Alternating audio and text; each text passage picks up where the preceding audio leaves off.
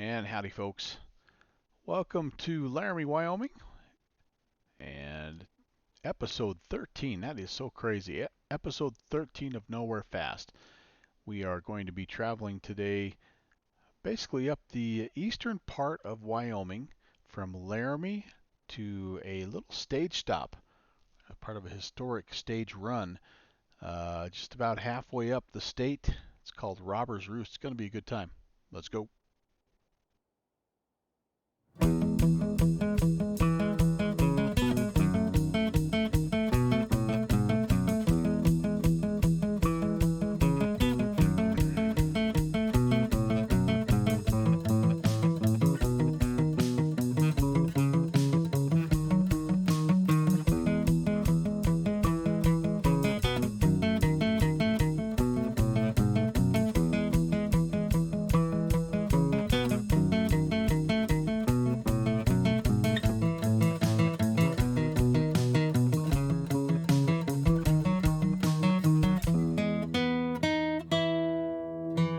Two streams in a day. I'm pretty lucky, to be honest with you. And looking forward to this one. We've been off for a little while with the Nowhere Fast series, and we're going to be back to back. Nowhere Fast days, actually. Today and Thursday is going to be Nowhere Fast episodes. And the reason why we're doing that is because we have an event coming up that's related to this very route. And so we're going to be flying this in the 152 because that's what we do with the Nowhere Fast series. But we're doing it in two legs because it's going to take us quite a while to go as far as they're going to go in one leg on, let's see, next Monday, the 22nd of June. We actually have our event, coming up for the virtual USA Flying Club. So this is going to be, like I say, a little bit of a sneak peek, and it's also going to be a chance for me to test the scenery out a little bit before we get to that virtual USA Flying Club event. So real quickly, the flight route today, it's a VFR route, and I got a little bit excited because I thought I saw some ATC online, but alas, it's just Denver Tower. So that's kind of a bummer. This is a controlled airspace in the Denver region, but no Denver Center on, so we're going to depart VFR northbound, and we're going to try to pick up this reservoir. This is, I believe, actually called Wheatland number 2. This is the big one's Wheatland Reservoir. There's one just to the west of it. We're going to try to intercept that. From there, we have a little highway that we can travel up north, and where this fork in the road is, this little three-way fork, we're going to bear west, and that road should lead us to Robbins. That's our first stop there, Robbins airfield there, 7240. Once we make a full stop there, we're going to actually just jam right out of here to the east. There's a little tiny reservoir that we'll pick up, and we'll be back on this little highway that runs to the north. When we get up here near the fork in the road, there'll be a little ranch, a couple of ranches actually. We're going to be hanging a right-hand turn, following a little bit of a draw to Wagon Hound. Now from Wagon Hound, we're going to depart to the northeast. We're going to go right over Converse County Airport and follow that line basically until we pick up. There's again a highway that runs out of here. I guess I could be putting a sectional on there. I don't remember what highway this is, but there's a highway and a railroad that runs north of town. We're going to follow that until the railroad and the highway split. It's just north of the town of Bill, Wyoming, and at that split, we're going to pick up the dry fork of the Cheyenne River, and that's going to lead us to Sherwin, and then from Sherwin, we're going to be heading pretty well due east. We're going to try to pick up this little reservoir here to help us out. There's a couple of little roads that kind of intersect this north and south, and then there's this big highway here that if we hit the highway, we know we've gone too far, and then that's going to lead us to our final destination tonight, which is Robber's Roost. So it seems pretty straightforward, but I guarantee you there's a significant amount of navigational challenges tonight just because of the type of terrain that you find here in the eastern plains of Wyoming. It's the high desert, it's the high plains, however you want to say it, and it's it's a lot of featureless, basically featureless terrain, and it can be kind of tricky. Luckily, we do have a VOR, the Laramie VOR, which we will use, is 17.6, and we'll put that guy in here. We don't have much navigation on this plane. We're slant alpha, but we do have a VOR, we do have an NDB, excuse me, an ADF, and we do have a transponder. Go ahead and put that on ALT. Let's see, the first airfield, yeah, what would we say that is? Approximately. Oh, actually, Medicine Bow is maybe a little better. Let me show you what I'm looking at here. Medicine Bow. So we have the Laramie VOR that could help us a little bit, but actually Medicine Bow is up a little closer to Robbins. So I'm going to say Medicine Bow, not quite, maybe almost due north, honestly. We know we'll at least be getting in the ballpark there. So Medicine Bow is 11.6. We're going to put that in instead, 1160.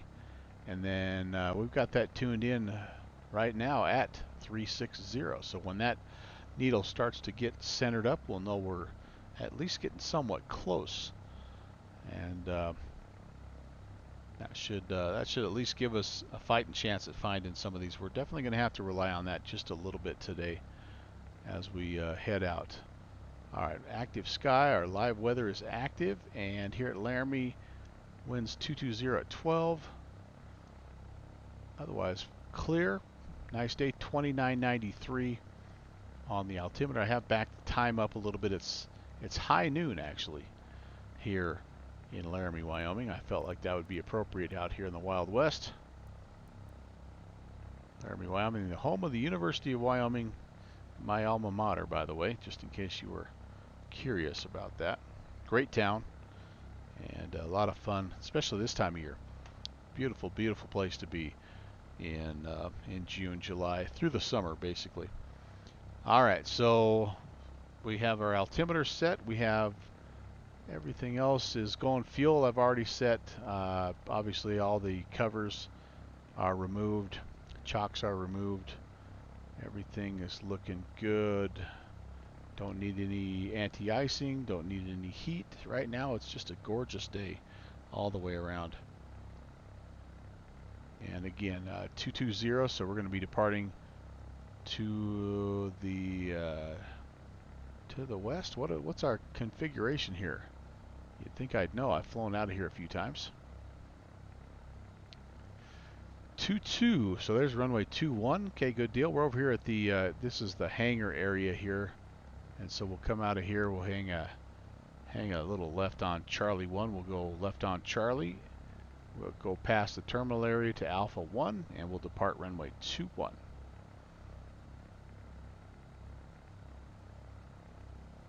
Laramie traffic, Cessna 11816. We're departing the hangar area. We'll be taxiing runway 21 on Charlie Alpha 1, Laramie.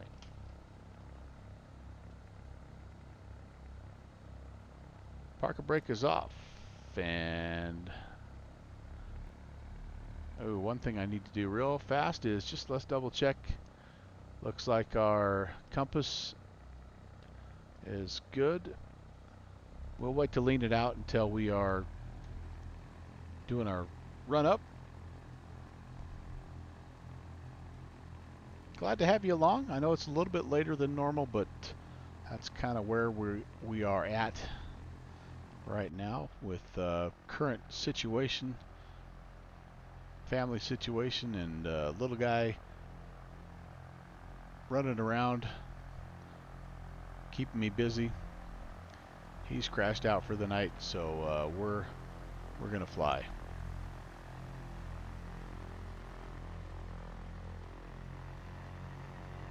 This is the Coronado Cessna 152, by the way, and it has been enhanced by the NH Adrian mod, which gives you a lot of things. Number one, the bush tires. And the liveries, also I believe it's done a little bit of work on the sounds. And then there's some things on the inside as well that are nice touches. So I'd highly recommend that. The Carenata 152 itself is nothing to nothing to write home about, but once you pair it with the NH Adrian mod, it becomes really a nice add-on. All right, I think we're clear both ways.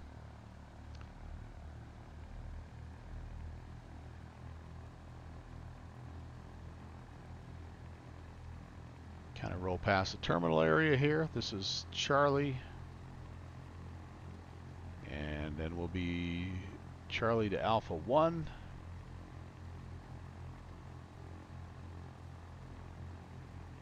Do our run up and we'll get going.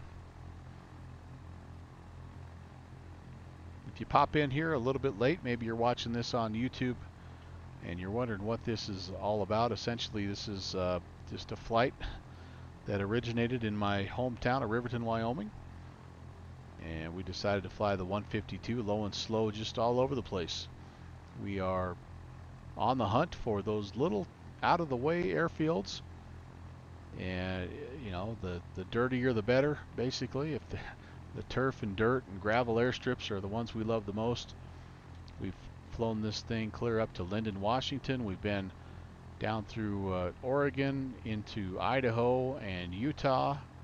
We've spent a few days in Colorado, and now here we are back in our home state of Wyoming, and we're actually going to be continuing on a little bit further to the east, because part of what we like about this series is we like the suggestions from the viewers as to those little secret spots that are worth the visit. There's the terminal area. Not super well rendered, but overall a solid airport. I think somebody's come in here and done a little bit of work, so that's kind of nice. And anyway, throughout the 13 episodes, well, the 12 leading up to now, we've had several airfields that we've visited just simply because of people suggesting them. So if you watch this later on and you have a spot that we should visit, please let me know. You can drop a message here in either the YouTube comments if that's where you're at, or if you're watching live, obviously you can drop me a note there in the live stream chat, or you can connect with me on Discord. There'll be some links throughout the chat that'll show you how to do that. All right, here we go. We are heading to runway 21. Let's get our run up taken care of here.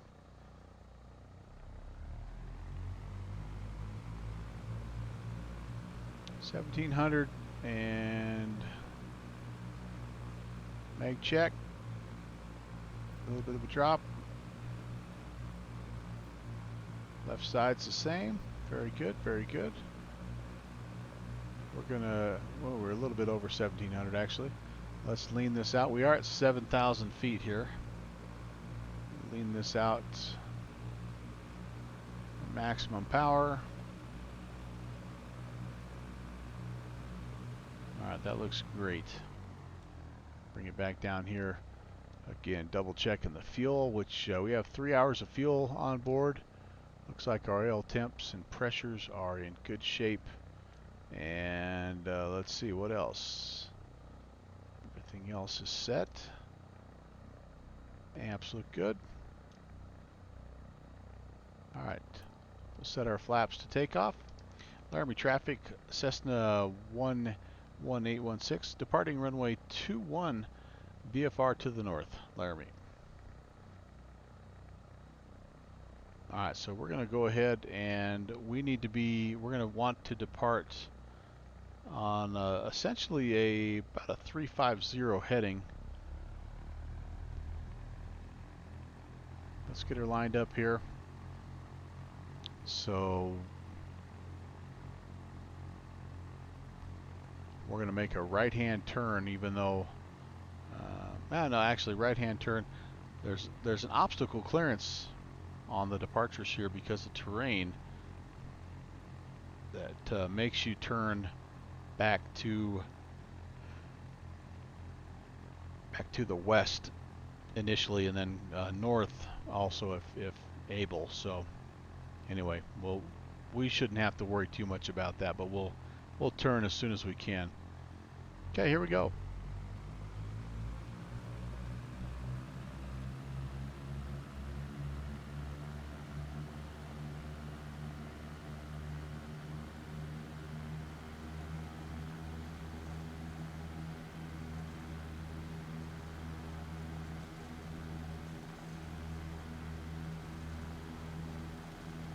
You getting light? We're gonna just let her fly when she's ready. There we go.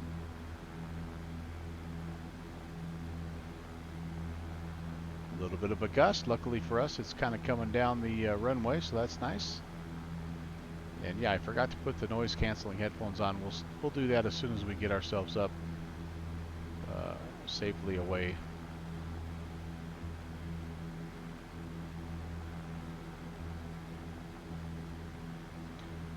I did file 9,500 on the VFR flight plan just to be safe for terrain.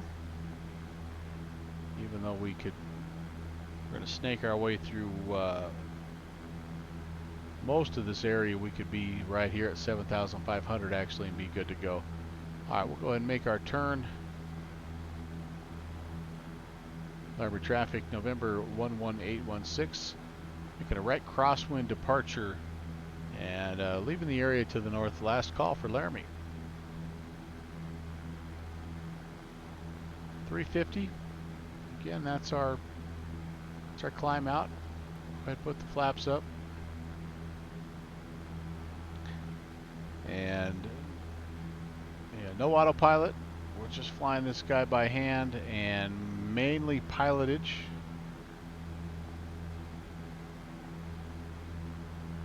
Semi-stable here. Let's throw the noise cancelers on.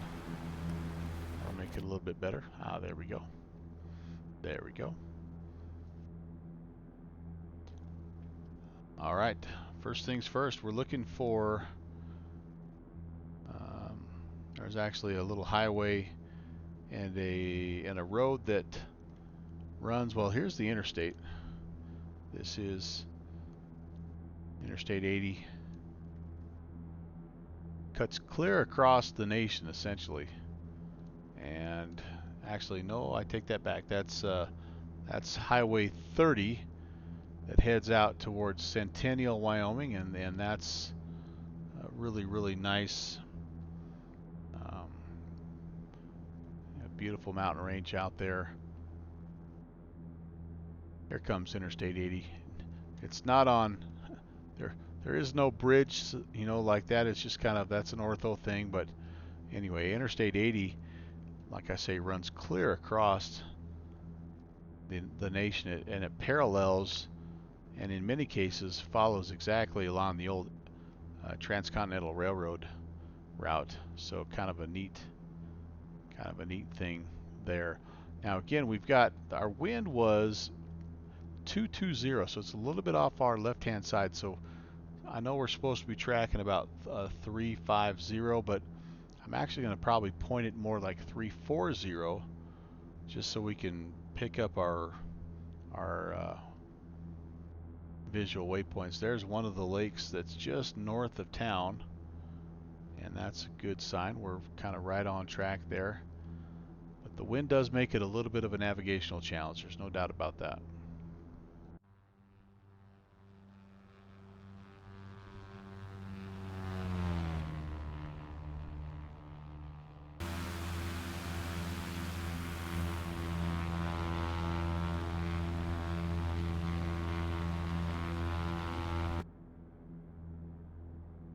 Thousand to go. We will level it out and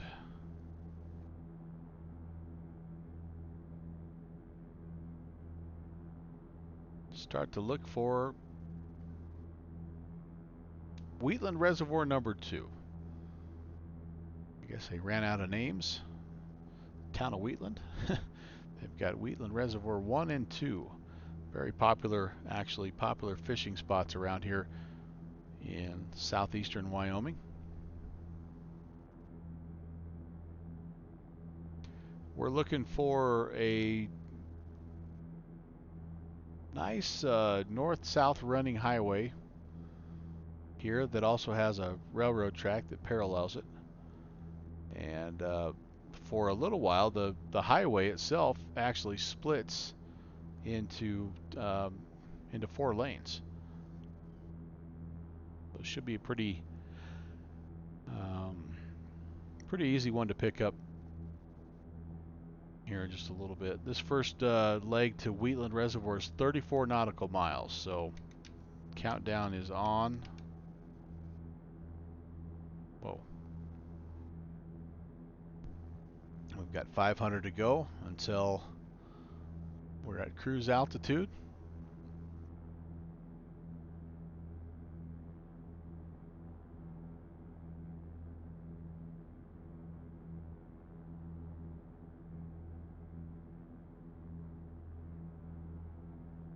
It's really wanting to turn into the wind right now, which is interesting, so I'm trying to fight it and kind of keep it turning to the right just a little bit. We're crabbing into the wind, which again is slightly, it's a helping wind. It's kind of off our left-hand tail, so helping our ground speed just a little bit, but wanting to push us to the right, just a little bit off course. And we have the Medicine Bow VOR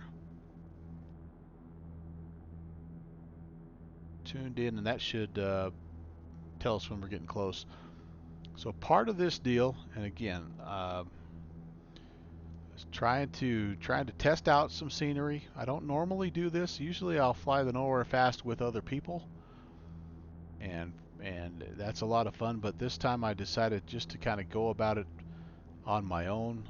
First of all, the time was different, and I don't know how many of my usual crew could make it at this late of an hour, but the other thing is I'm just not quite 100% sure that the scenery is all ready to go, so I didn't want to share a bunch of scenery and just have it kind of maybe not be quite what it needs to be. I don't know if it's quite ready for release just yet. And this first field, Robbins Field, is one of those fields that sometimes it looks pretty good and sometimes it does not render correctly. And so I want to just give it a test and see if I have been able to kind of get things squared away as far as the look of the field itself. There's a also well, I'll save the other surprise for later on. So we're going to be doing 2 legs because again we're flying at, as you can see, like 80 knots. I mean, we're super slow, and it would take us better part of 5 hours to fly from Laramie to the destination that the Virtual USA Flying Club is going to hit, which is Hewlett, Wyoming, and it's the site of the I don't know if it's the annual or if it's just happened from time to time, but it's the Devil's Tower fly-in. We're going to call it the Bear Lodge fly-in for the Virtual USA Flying Club.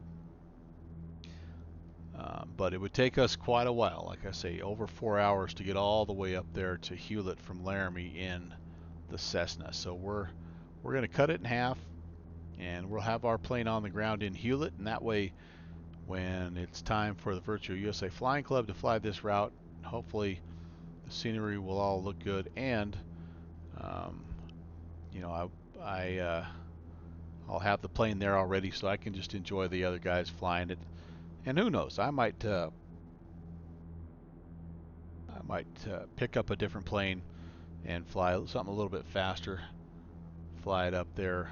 You know, I've got a few options available to me, but it's going to take a fairly high performance aircraft to fly this entire route in one night and not make it, you know, a 4.5, 5 hour marathon. All right, I believe I see the road as well as the train tracks, and that's good. We want to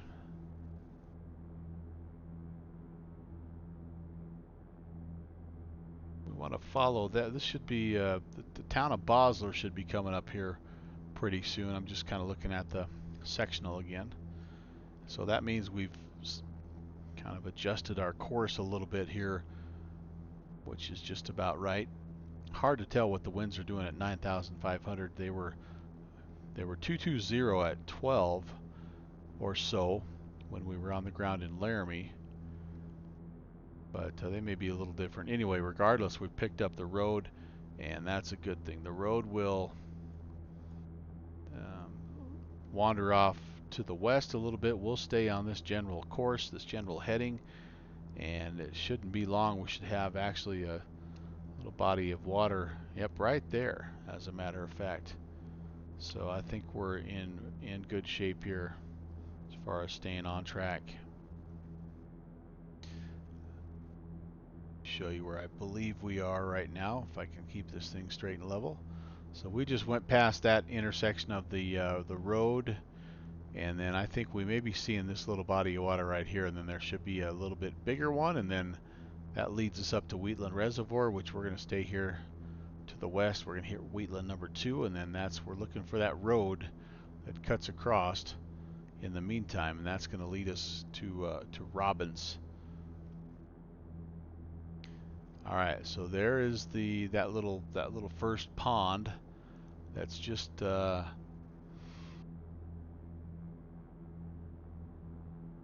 guess northeast of Bosler, and I feel like I see a little bit bigger body of water, maybe even a couple here.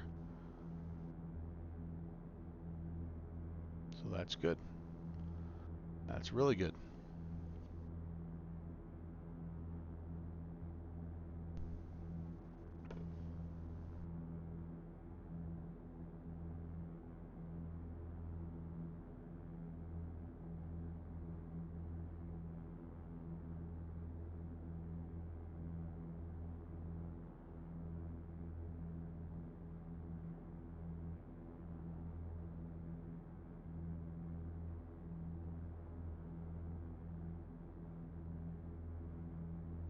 Probably I don't know if it's my favorite aviation story from Laramie or if it's just the one I remember the most, was the time that I hopped an early morning flight.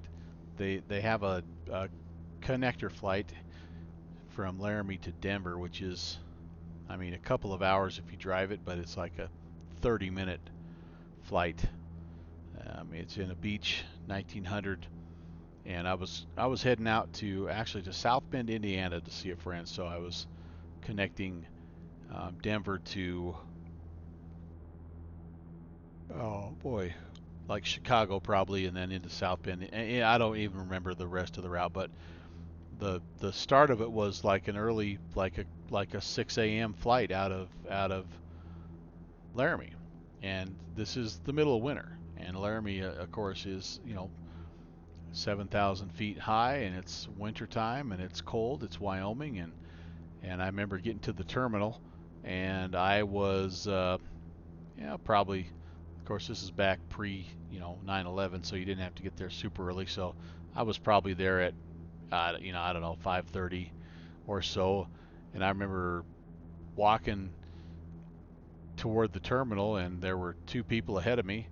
No, excuse me, three people ahead of me that had just parked their cars, and um, I remember thinking, man, it is cold. I can't wait to get on that plane and warm up.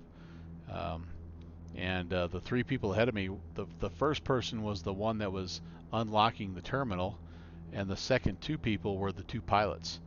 And so I'm like, okay, well, so I guess they didn't stay in Denver, and I guess in my brain I was thinking they would fly up from Denver to Laramie, pick people up, head back to Denver. So I'm still in my mind, I'm still thinking, oh, we're good to go, right? We're going to have a nice warm plane, and life is good. And I'm getting turned a little bit here, guys. I need to be about 340. Get a little bit turned. Well, anyway, you can probably guess where the rest of the story goes.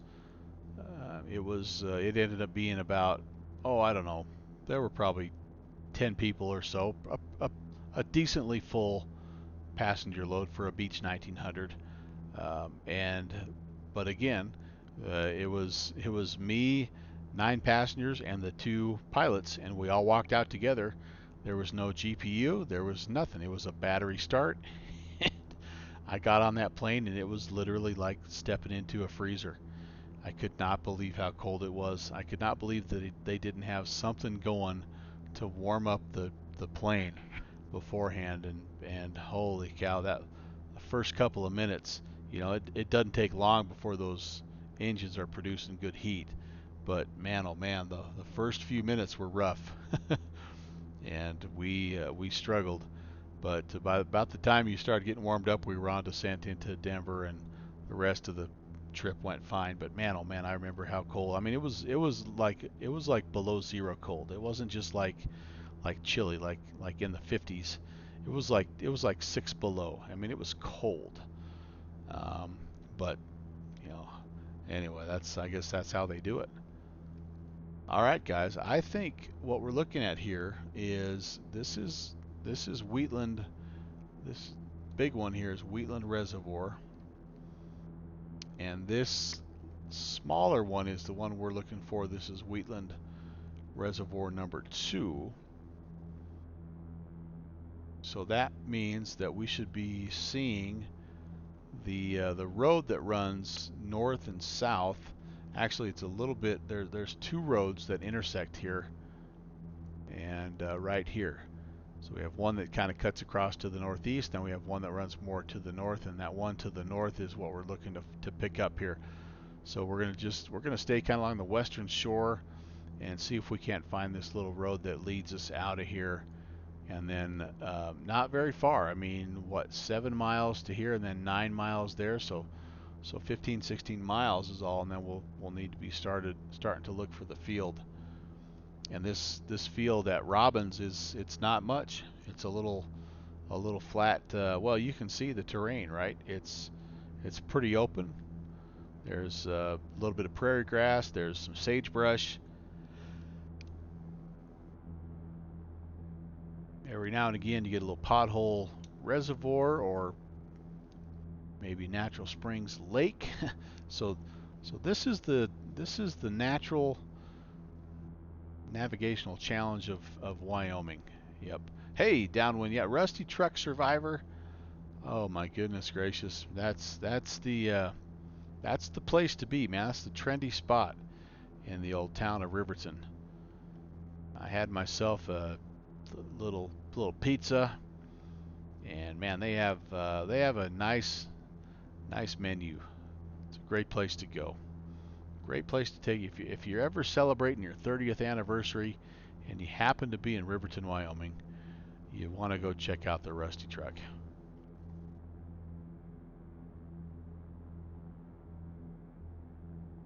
And I even came home downwind Sim and had a little ice cream. So I got pretty wild, and it's past my bedtime.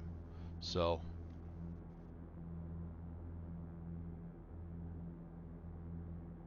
all right, I believe I see this road that is heading in the direction that it should be heading. We will know if we're on the right track if we see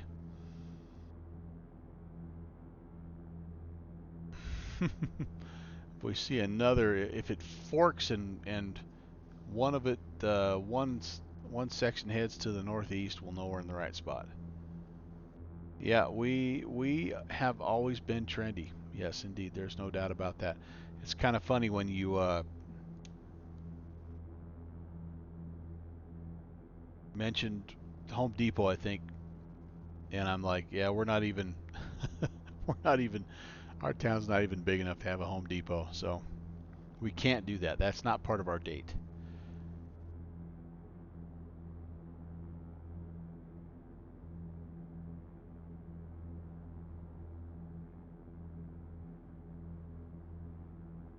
All right, so I'm looking for, well, to stay on this road heading to the north. And there it is. That's what we want. And then there's a... It's hard out here because there's a lot of little trails too. As you can see, there's this kind of this road here that has, you know, the default highway, and then there's a couple of other little trails. There's all kinds of um,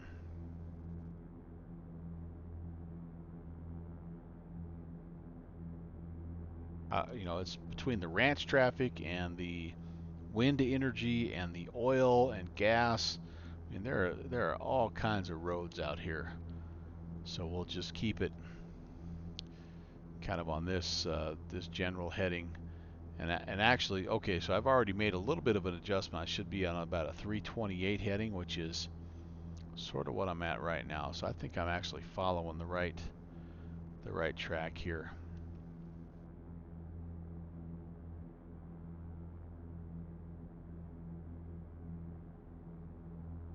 And I was going to ask you, Downwind, because Downwind Sim was helping me troubleshoot a few of these last minute, not terrain, but airport little scenery glitches, and this this was one of them, Robbins, where he saw the field as I constructed it, and I did not. And then there was another one we won't get to actually today, but it'll be on Thursday stream. That was just the opposite. I saw the airfield as it should have been, and he did not. So did you have any breakthroughs, I guess, Downwind Sim on um, those airfields as to why they would be doing it? You know, causing us so many gray hairs. There's the road that goes to the northeast. Okay, so we're in good shape.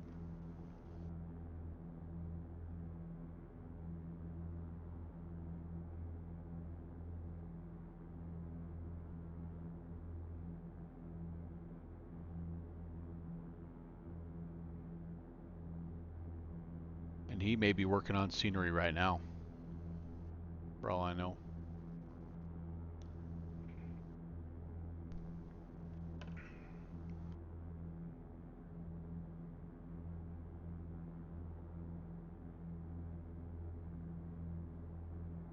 Haven't looked at it since. All right. Well, we're just going to roll with it. We're going to just whatever it looks like at this point in time. It's what it looks like, and that's okay. It's still. I think it looks pretty good. It has a little bit of. Someone's been keeping me busy. Oops. Okay. Yeah. One little flight, Papua New Guinea, branded for life.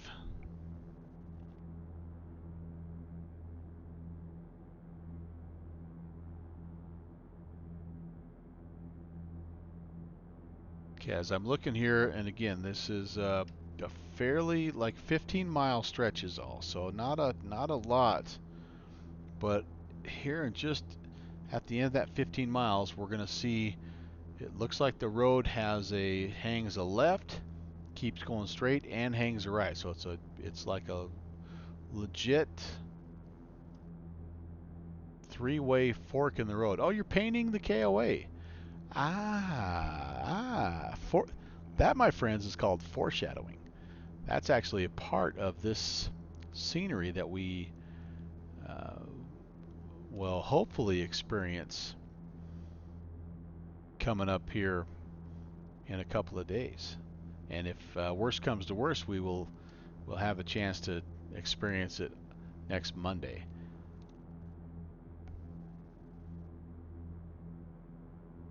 All right, there's a little bit of a jut, but no fork in the road, no three-way fork like I was looking for.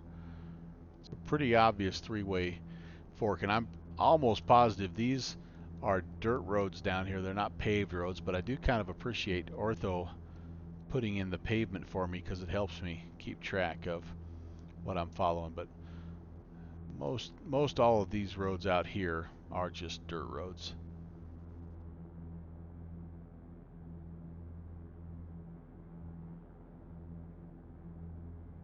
All right, and I don't think that's what we're looking for. That's just a little bit of a trail. And there's a ton of those. A ton of those. There's Laramie Peak, by the way. Laramie Peak is one of the 10,000 footers in the area. Pretty prominent um, feature.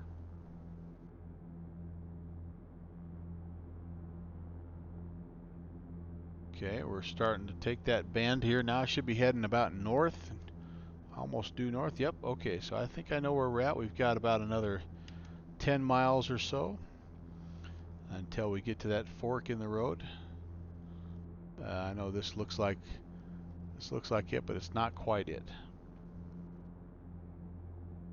Not quite it. Here's what the fork looks like. I'll show you. It's this fork right here. So it's not a straight T. It has that hard left-hand turn, and then it kind of keeps going. It has a little bit of an offshoot to the right, and a little bit of a river here. So we're looking for all that. Kenny Monster, happy anniversary! Oh, after anniversary party. Yeah, thanks, man. I appreciate it. It's been a great day, hanging out with the family, uh, messing around with the grandkid. I even got a few honeydews done today. Now I'm having a little bit of a food coma. Hopefully I'll be able to last to the end of the stream, but yeah, it's been a good day, Kenny. Appreciate it, man. Glad you're here. Following this road north, and if you've never been to Wyoming, by the way, this is Wyoming.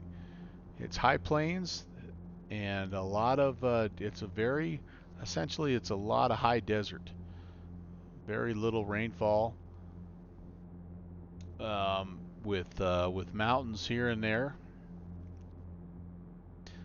The more, I guess, well-known mountains are more to the west. There's the Wind River Range and the Teton Mountain Range that you maybe have heard of, but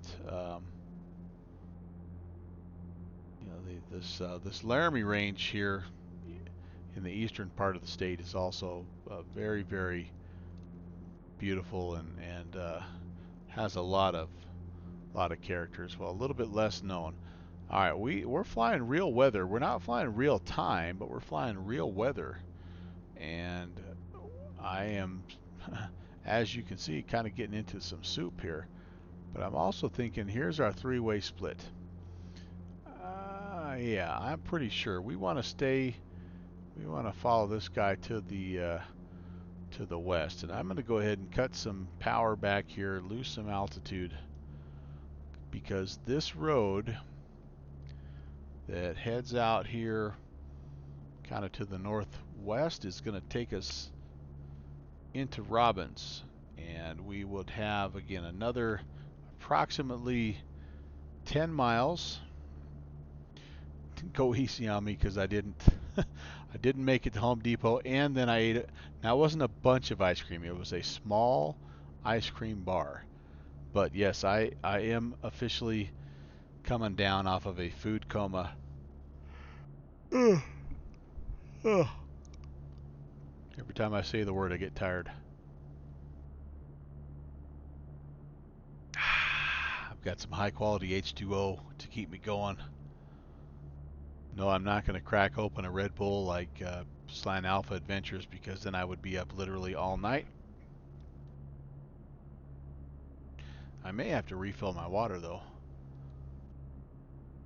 I'll have to do it when I'm on the ground because this baby has no autopilot. All right, here we go. Reset the timer.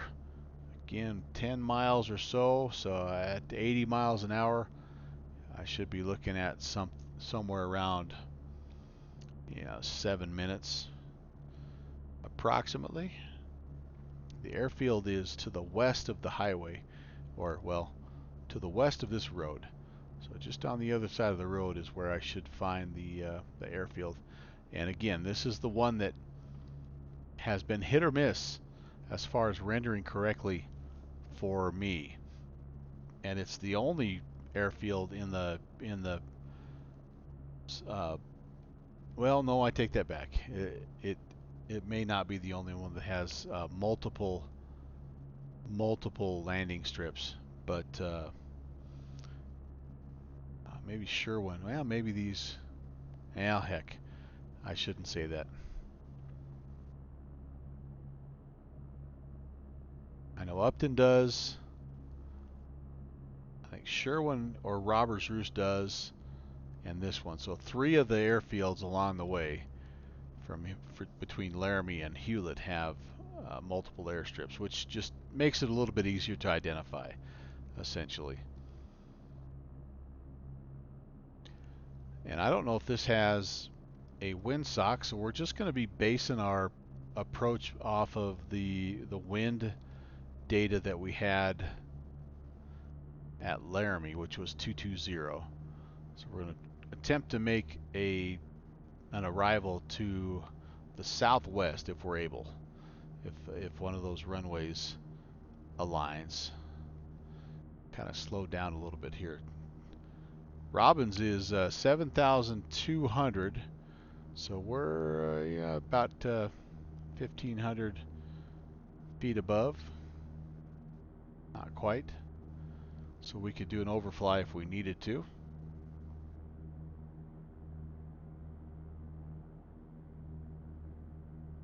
There's a big loop and left-hand turn here that I'm looking for. And that is just south of Robbins Field. Now, if I pass up, if I miss Robbins and there's a road that kind of comes from the left-hand side to intersect, I know I've gone too far. I'll need to turn back around. And there is a little bit of a creek. Sheep Creek runs right by Robbins as well. So all kinds of visual references once we get a little bit closer to the field.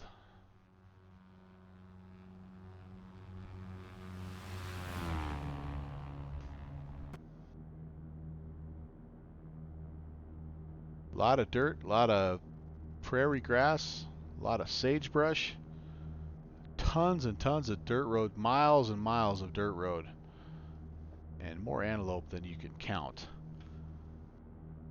That's eastern Wyoming. All right, what are we looking at here? Is this our sweeping left-hand turn coming up? There's a little bit of a, well, actually, no, we wouldn't see that. A little too far to our east. I was going to say there's a little bit of a reservoir, but I think it's just a little too far. Man, we're actually going way west. Have we missed our turn? We should not be going this far west. I've got a bad feeling that we are off course. We should be heading more like on a 320. We may have followed the wrong road here. Okay, there's a big old turn. Whoops.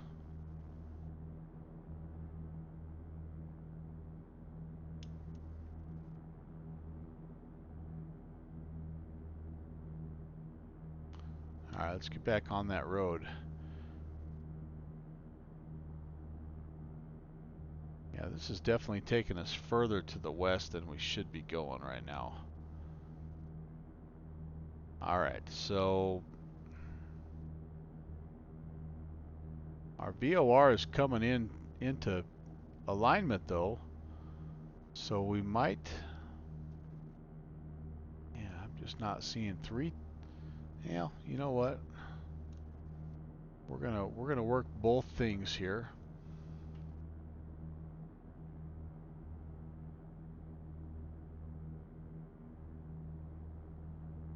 The VOR is totally lined up at this point in time, and again, it's a due north type of deal. So if I turn north, see, I think I did get myself a little too far to the west.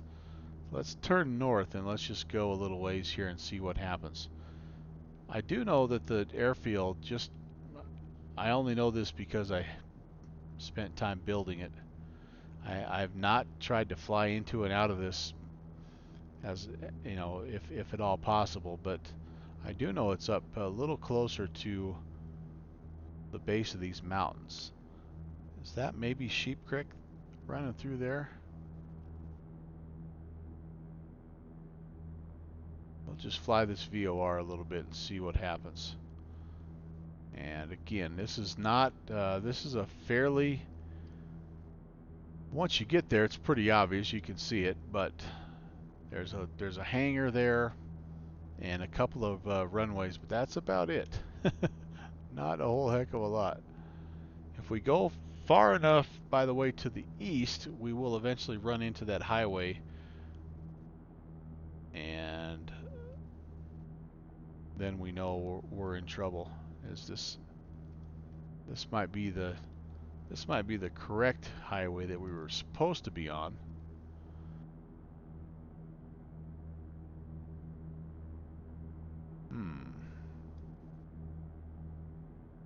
All right, let's take a little bit of a turn here. Let's go this way just a little bit. I didn't feel like that was only about 6 minutes, and I felt like I needed more, like about 8 minutes, 7 or 8 minutes to get where I needed to go. So let's follow this a little ways here, and if this doesn't pan out, as looks like our VOR, we're kind of losing it a little bit here, we'll turn back around and we'll fly back on this road. We won't go too much further. Oh, there's the hangar. All right, very good. So we have found it, and again, we would like to make an approach to runway 22. So let's get lined up, and yeah, you can see some sagebrush here, so that's good. And all right, there is one of my runways. This one here that kind of comes in front of the hangar. Yeah, that one might be the one we want. Let's check out the alignment of that bad boy. Oh yeah, runway 24. I think according to the wind in Laramie, that's the one we want. All right, very good. So let's fly a pattern here. We're pretty low. We're only about 400 feet up, so we're definitely not at pattern altitude, but we're going to just make a left-hand traffic pattern here and make sure we don't lose track of the field. We definitely got ourselves a little too far west, but the VOR helped us. Good to have that as the backup. All right, there's the crosswind. Let's take a peek here. Yep, there we go. We are going to be landing on the downhill slopes. So that might make it a little bit more challenging. All right, here we go on the left downwind. Calling it 2-4. Airspeed is down to 60. Let's keep it at 60. We don't need to get any slower. All right, there's the hangar. There's the runway. A little bit of terrain to worry about, so we'll probably be coming in a little bit high and probably a little bit quick. Let's toss a notch of flaps in here. Go mixture full rich. Whoa, those flaps really pop my nose up a little bit. Okay, midfield, runway 24. Don't worry if you crash. If you fall asleep, we'll clip it for you. Yeah. Thanks, Kenny. I appreciate that. All right, we'll take it up to the base of these hills, and we'll make our left base to final. And we'll see. I've got to get that negative 400 landing that I did in the Islander out of. I got to get that taste out of my mouth here, Kenny. All right, we're 500 feet above airport elevation. We'll go left base.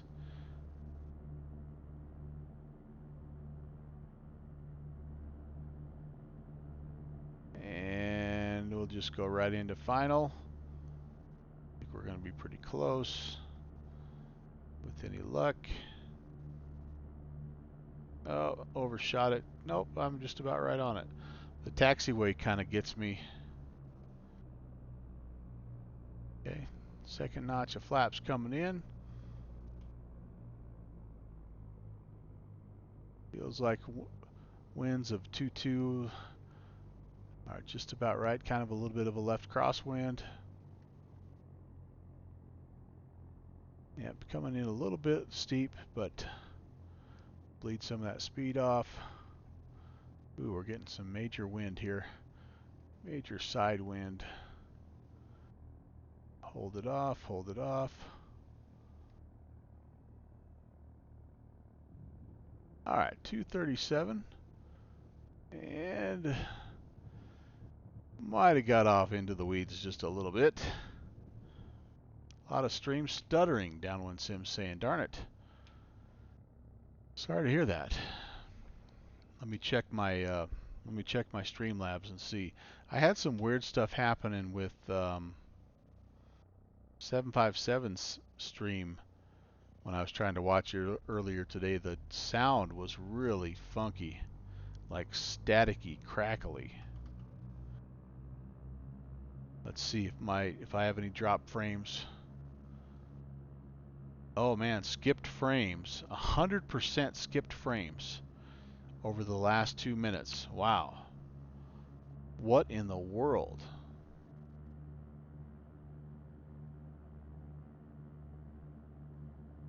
I've never seen that. Let's see. Somebody just checking in here. Sorry, my old eyes here. Blue Yamaha 125 checking in. How are you doing? I hope the stream's not as choppy for you as it apparently was for Downwind Sim. And oh yeah, bad stuttering. Well, shoot. Fresh restart on my end. So,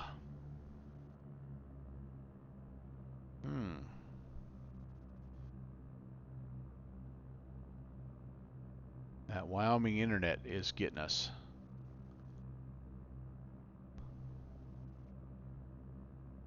We're going to back taxi here. Now Kenny's stuttering bad. Everybody's stuttering bad. Well, I don't think it's on your end, guys, because I'm getting messages here from Streamlabs. Now it's saying skipped frames 50% over the last 2 minutes. Ugh.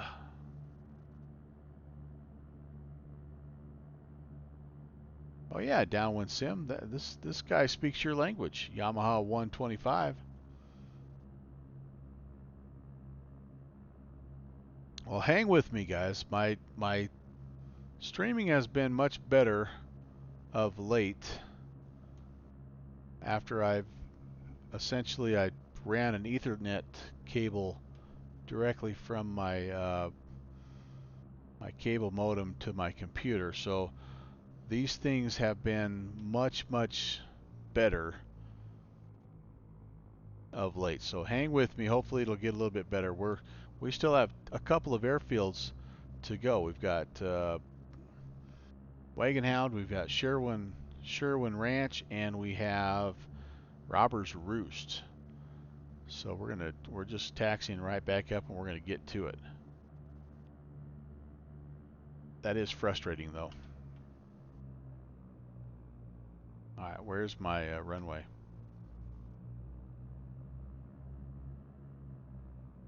I think that's pretty close. No, maybe not. Might be over here a little bit more. I want to show you something though, real fast. Just because.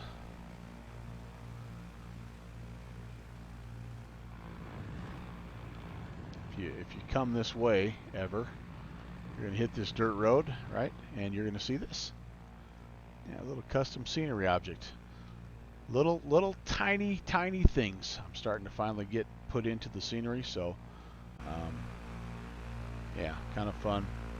And I am not. I'm pretty close to lined up. All right, let's take just a second and review the second leg here. This is a short leg to Wagon Hound, and we're actually planning on departing basically back out to the east. We're gonna try to pick up that same dirt road that we were on. That's about 6 miles to the east. Then we're gonna turn north for approximately 18 miles.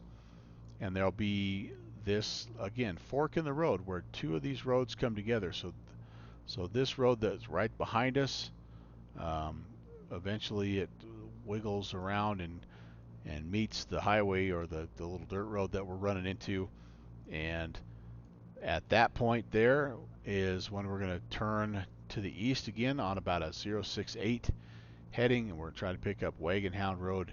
This I don't even know what little creek this is here, but it runs right by the airstrip. And if we if we run into Laprelle Reservoir, we've gone too far. If we run into the Hipster VOR, which we might as well set, right? 1086, and what do you think here? Not quite 240, maybe between 24 and 235. Let's set that 1086 just as a little bit of an aid here. 1086, and we're saying, oh, I'm going to call it about a 228 or a 227 outbound heading.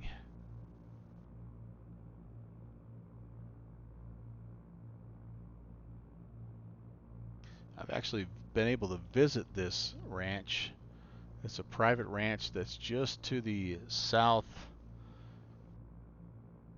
of Douglas, Wyoming, which is actually where my in-laws live. And it was my grandfather, my in-law grandfather, that he had a sister that worked at the ranch as a housekeeper. And I'll tell you some stories about this ranch as we get going. All right, let's see how we do. Lined up on the runway, and again, there should be this is not rendered correctly. There should be some grass along the runway that helps define it a little bit. I'm going to have to go in and see kind of what's going on there, but that's all right. Ooh, there's a big bump. At least the sagebrush helps us out a little bit. High altitude, man, we're gasping for power. We are working hard. There's a little corral down here. All right, we are airborne. Thank goodness. Thank goodness. The Robin sign. Thanks, Downwind Sim. Well, you helped me make that sign, so I appreciate that, my friend. And okay, let's make a little right-hand pattern and head on out of here. No radio call. Probably should have made a radio call, but I guess I'm feeling fairly confident that I'm the only guy here. And we are going to have to get a little bit of altitude. I don't know if we'll have to get 9,500, but as you can see, we're going to have to climb out here a little bit. Let me give you a little flyby so you can see what the scenery looks like. Again, two runways, kind of a nice little place. It would look a lot better if the grass was in there. But anyway, yeah, it's all part of the process.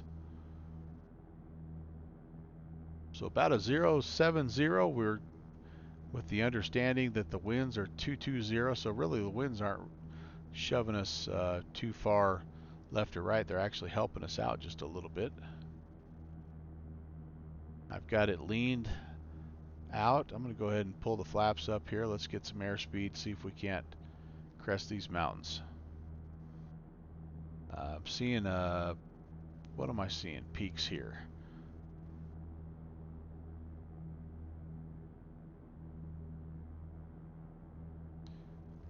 Yeah, I'm seeing some, well, in the area there's 9,800 foot peaks. This one here looks like it could be every bit of that. We may have to be selective and pick a route that gets us up and over the top. And if worst comes to worst, we can just do a little climbing 360. Right now I feel all right. We're making almost 80 knots, and we're climbing 500 feet a minute. That can get you up. That can get you up in a reasonable amount of time, although we are pretty close, as you can see, to some of the terrain.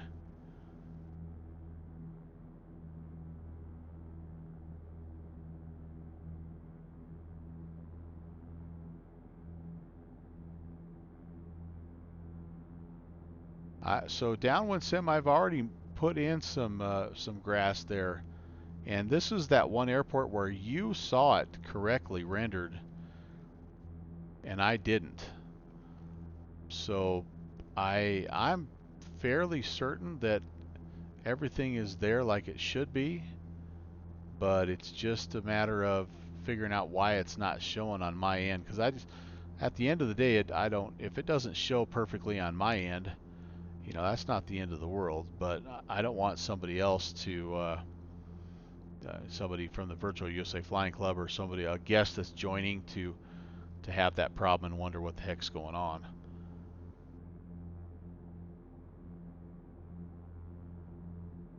All right, so we are just kind of being selective here, picking our way up maybe this little meadow and gaining some altitude. At this point in time, we're just trying to get our airspeed under us. We're about 80. Yeah, I'm with you, downwind. And the thing about this that makes even less sense is I went back and deleted everything and rebuilt the entire airfield from scratch, and still didn't have the grass render incorrectly. So, and grass from two different libraries, not just, it's not like it's one library that's not working. It's two completely different libraries. So I don't know. I don't know. All the rest of them, though, knock on wood, they all look okay. And so, yeah, maybe that's just going to be the one that doesn't look good on my end. So be it. As long as the rest of them look good on everybody else's side, that's the main thing. Okay, this was just a 6-mile leg, by the way. And when we get to where we're going, we should have a north-south running road, and there looks to be a little small reservoir on Sky Vector. I don't know if it's rendered or not. I kind of feel like I see the road right there. Yep, there we go. So we'll pick up that road, and that road is it's an 18 nautical mile leg. We may have ended up a little bit off because we had to kind of wiggle our way around. Oh no, there's a little reservoir. Okay, good deal. Good deal. So let's turn north. It's actually 354 is what Sky Vector shows. And let's follow this road up toward Wagon Hound. So the Wagon Hound Ranch is kind of has some interesting um, backstory to it as well. The guy that owns the ranch is actually from the East Coast, and he flies every so often, well, fairly regularly, I think, actually, out to his ranch in Wyoming. Um, the airstrip that we're going to use is actually his private airstrip, and so that's kind of one thing that's pretty cool about it. I think the dude's a pilot. I don't know what type of plane he flies. There's a downdraft. but but he's able to fly himself like it's from like New York. I mean, it's out there a ways. So who knows what it is. Maybe he I don't even know. He may be rich enough that he owns a Learjet for all I know. Um, but his his goal when he kind of apparently decided upon this property was to own the biggest ranch in Wyoming in terms of square footage or acreage. And so he has got, and I don't know if it is or not, but he has got himself a massive piece of property. It is massive. I think he said um, that he has at least 3 different elk herds on his property alone. Of course, deer, antelope. So trophy hunting is something that he does have people come in, and you know, I'm sure it's all very exclusive and all that good stuff.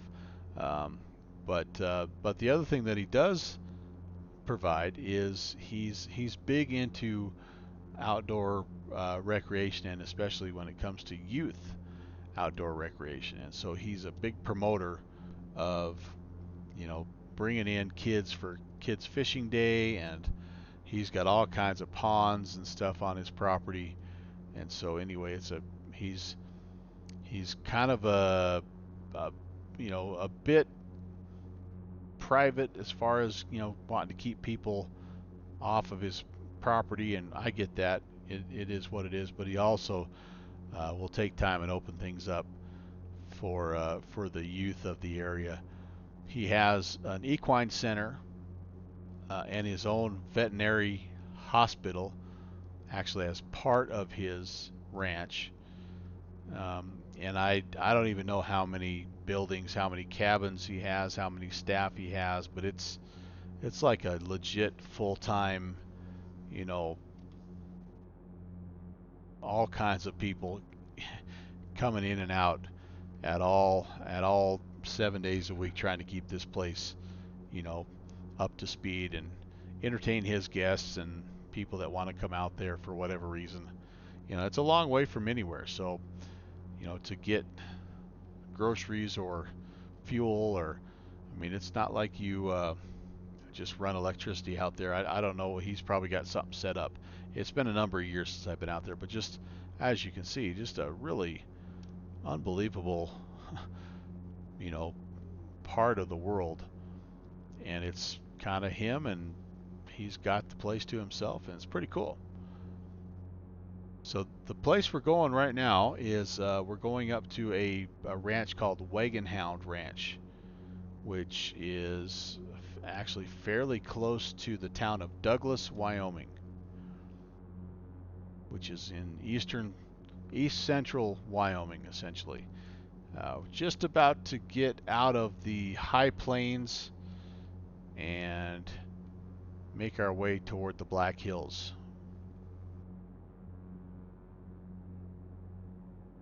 All right, I am feeling like, so we're past the VOR, so we should be getting um, probably on the other side of this ridge line is where we're going. And we're about 6 miles since we made the turn to head north. It's a 16 nautical mile leg, and we're doing, wow, we're making pretty good time here. So we should see here pretty soon, we should see that road coming up. That might actually be it. Road coming up, then intersecting it from the west. And if that's the case, then we'll be sliding to the east here in just a second. Try to get up and over the top of these mountains and see if we can find the Wagon Hound Ranch. Boy, it's so tough to tell. So many of these little trails coming in and out. Oh man. I don't feel like that's it. I feel like that's just one of those hunting guiding trails. There's also like an awful lot of Oregon trail ruts that come through this part of the world. And again, we're actually also mirroring a fairly well known, gosh, that looks like it could potentially be, oh man, kind of feeling like that might be it. There was a historic stage stop that used to run between Cheyenne and Deadwood. It's a little bit further to the east, but we're sort of paralleling that route as well.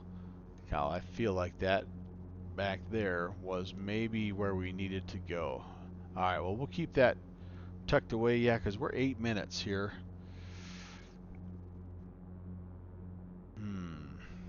I'm feeling like we need about 10 minutes to get to the next turn, so we'll hold off on that, and yeah,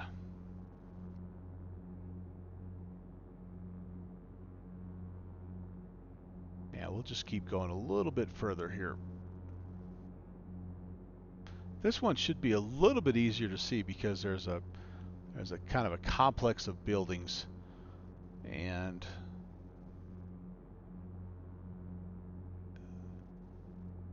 like I say, a little bit of a river bottom that winds around and kind of surrounds the airfield. The airfield's up on a plateau just a little bit, so it should be a little bit easier to find.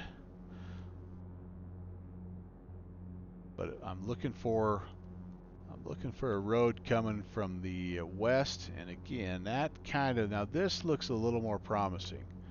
There we go. All right, there's our road coming in. And where this road that I'm following right here intersects that road coming in from the west, that's where we need to turn. And there's another little creek bed that follows. All right, that might be our boy. So we're going to hang a right approximately 068.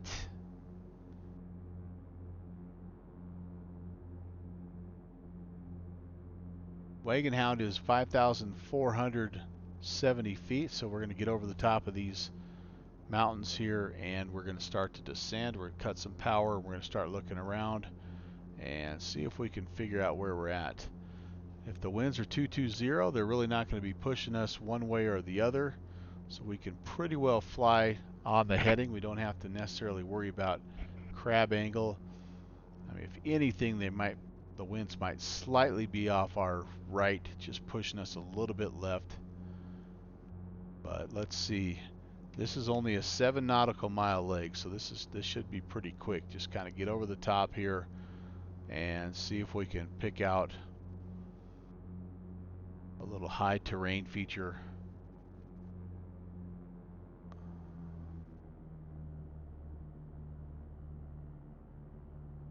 There is a road that runs roughly toward the airstrip. As you can see, our VOR, we're way away from where we thought we would be, but we're going to be getting fairly close to that VOR, so that needle will adjust pretty quickly.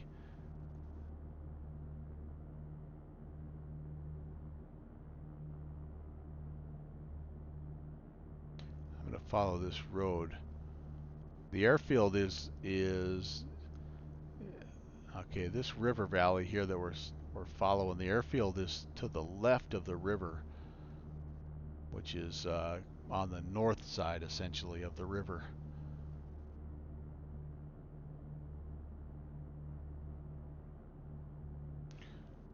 Kind of thinking maybe that could be it over there. All right, we'll just keep it going here. Get to about 6,500. That would be pattern altitude. That would, I think, give us a fighting shot at finding it. You know, you get too low, then it's sort of hard to see anything.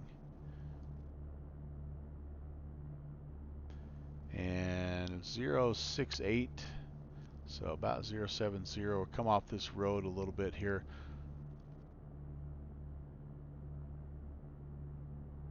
I'm feeling like maybe this little brown spot up here is where we're needing to head. Yeah, maybe not.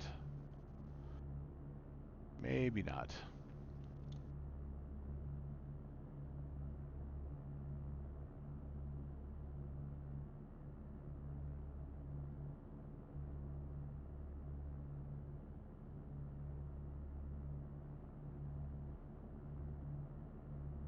Pretty cool country. Lots of good hunting and fishing. Keeping our eye on that little spot, but I don't actually, the closer I get, the less I think. And no, that's not it either. There is a single hangar that is on this airstrip, so we can look for that as well. Whoops, I'm sort of starting to slide off here a little bit. We're going to end up flying pretty close to that little gray patch.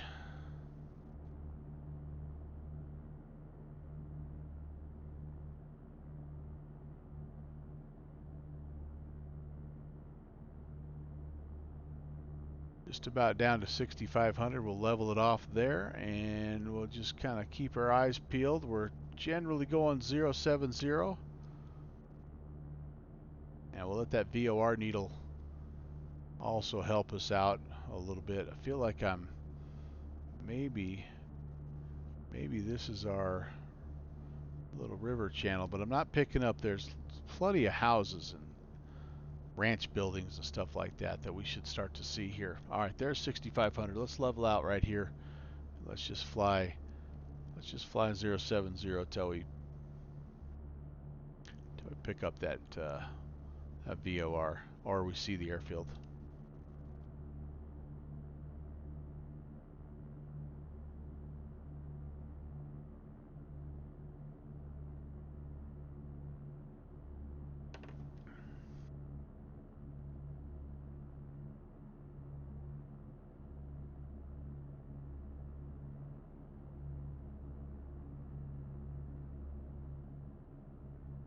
All right, there's some ranch buildings, so we're kind of in the neighborhood here, guys.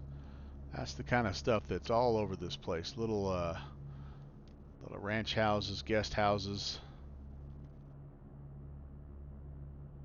So with any luck, we'll start to see that VOR needle move here, but maybe even before that, we'll pick up our airfield. Peek over the top. Am I seeing? I don't. It's hard to tell. Everything looks like an airfield. Everything looks like an airfield.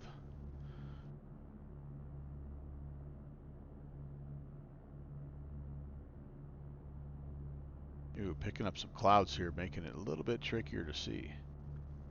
Here comes our VOR. We're going to end up being right on top of it here, aren't we? There's a little reservoir, which I don't see on Sky Vector, unfortunately. And yeah, we're getting close, guys. We are getting super close.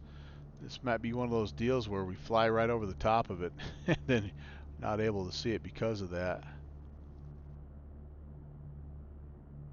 Peeking over the top here. Do I see? Man, that looks like an airfield, but I don't think it is. That's not our airfield. That's going to be real close, though, to being in the neighborhood. All right, where are you, Wagon Hound? Where are you? Okay, we're right on it. Right on it. If we flew like a 220 right now, we'd be right on top of it.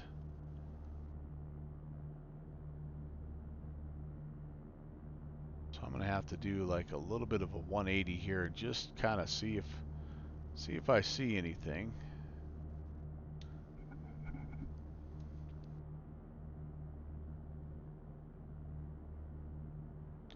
Let's not lose any more altitude here. We're 5,900. We don't want to get any lower, really, truly. All right, we'll just make a left-hand 360. We'll look out the window, see if we spot anything. Because, like I say, we're according to the VOR, we're right on the money. But I've been known to fly right over the top of airfields before and never see them. Takes me a minute to get back on track. Kind of curious to see if maybe it's right behind us here. Not really seeing the plateau that I know the airfield is on. It's on a little plateau with the river bottom. Yeah, that's not it.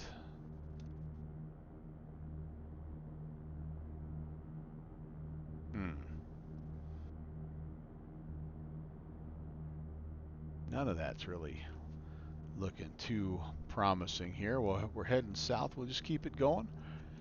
And all the way back around to the east, basically.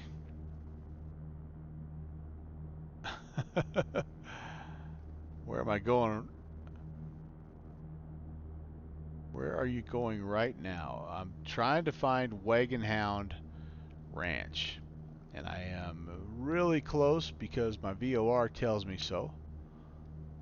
But I'm not locating. I'm seeing all kinds of ranch buildings. I know I'm in the neighborhood, but for the life of me, I am not seeing where the ranch is, or excuse me, where the airfield is. Sometimes these things happen in the Nowhere Fast series. All right. Well, I'm off my VOR now, so that means that I've maybe gone a little too far.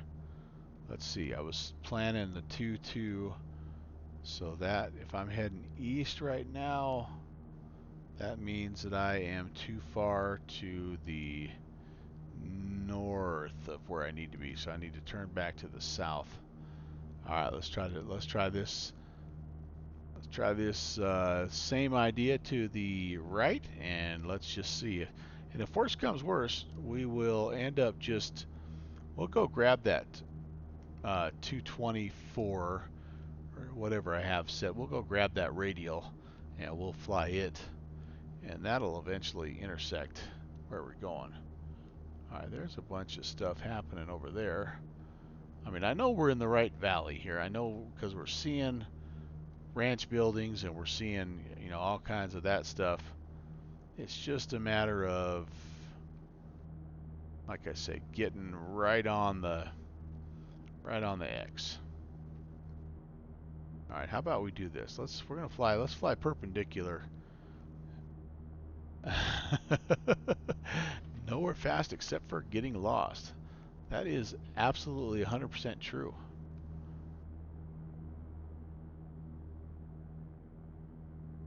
All right.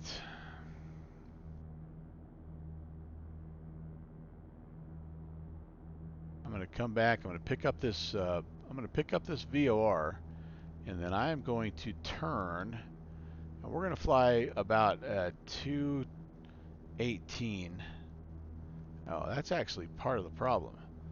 I need this to be like about 235. That's part of the issue here, guys. I don't have my VOR tuned in correctly. All right, so that's not good. 235. I had it tuned in at about 220. Excuse me. So yeah, no wonder we're not seeing it.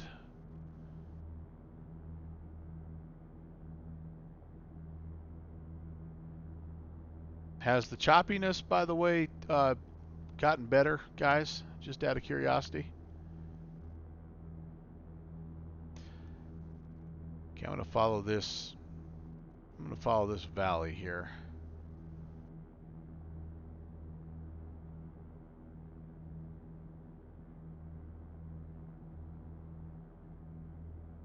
And we are, if I could get to 6,400, we'd be at pattern altitude.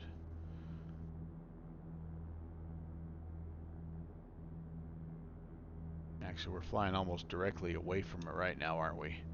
We need to turn. Yep, I'm just gonna kind of. I'm getting all kinds of sideways here. Let's see what we have.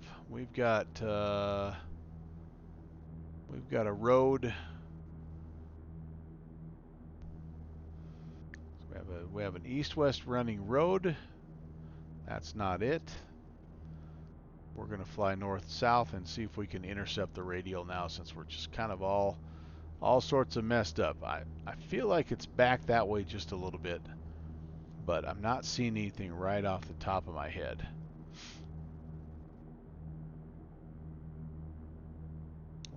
We may end up having to get some gas. All right, what road is this? This could be. This is not a road that's mapped out on my sky vector, unfortunately.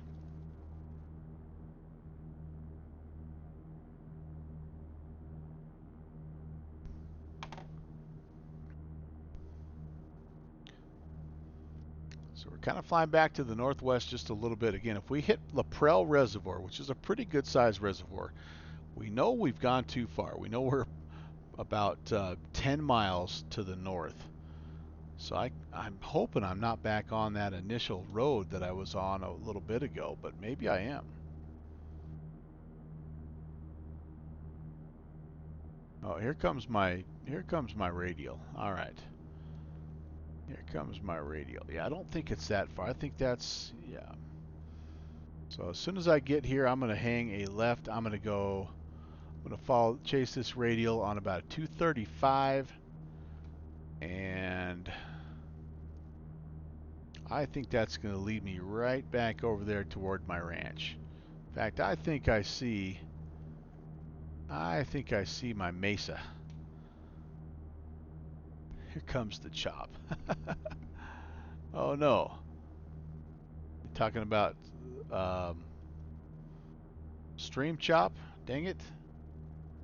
I hope not. 235. We're going to make our turn. We're going to... I see a nice tree-lined, what appears to be a tree-lined creek bed.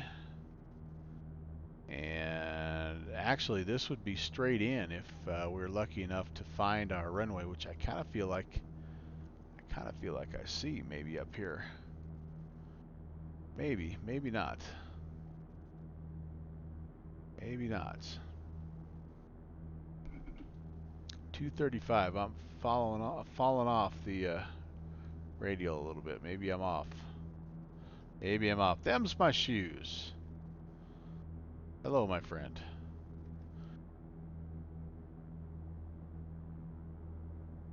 That's the airfield right there. Beautiful, beautiful. All right, a little bit of a roundabout, but we're going to get there. I think we're just going to try to go straight in here, actually.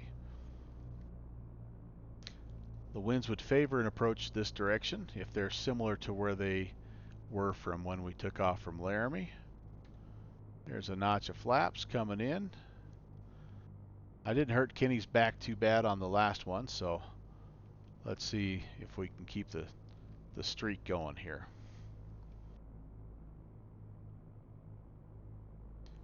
Yeah, it took us a little extra time, but that was completely my fault. I did not have the right radial set. Had I had the right outbound radial, I think we would have been a lot faster to the strip.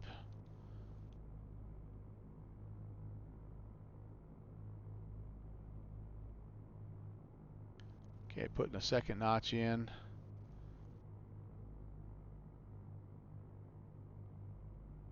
Winds don't feel quite as bad here, so that's nice.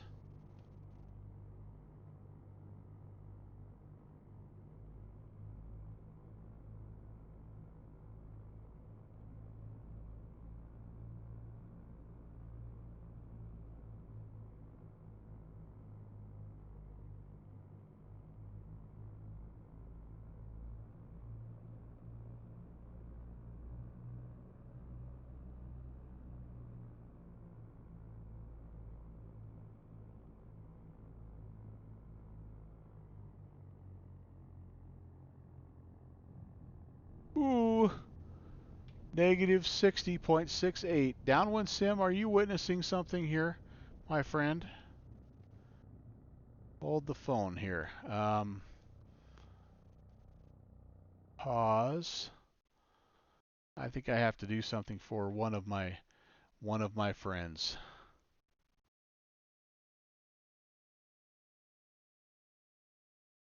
Let's excuse me for having to do this, but yeah, butter. There has been a challenge issued to me by a fellow streamer and friend who shall remain nameless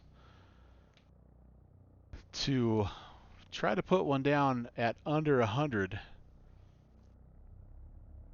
and I think I finally just did it. Am I reading that right? Somebody clip it. That's right. Clip it for me. Kenny, you're my clipping guy, and I'll tell you who to send it to. Welcome, everybody. That's all right. I'll send him the snapshot. Welcome to Wagon Hound. And yeah, that was pretty good.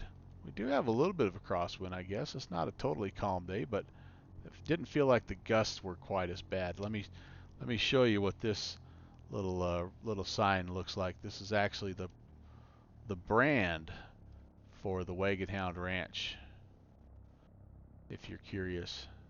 Right there, you can't quite see it. Oh, get off of there. Yeah, so that's the Wagon Hound branch, and welcome, Reeser. All right,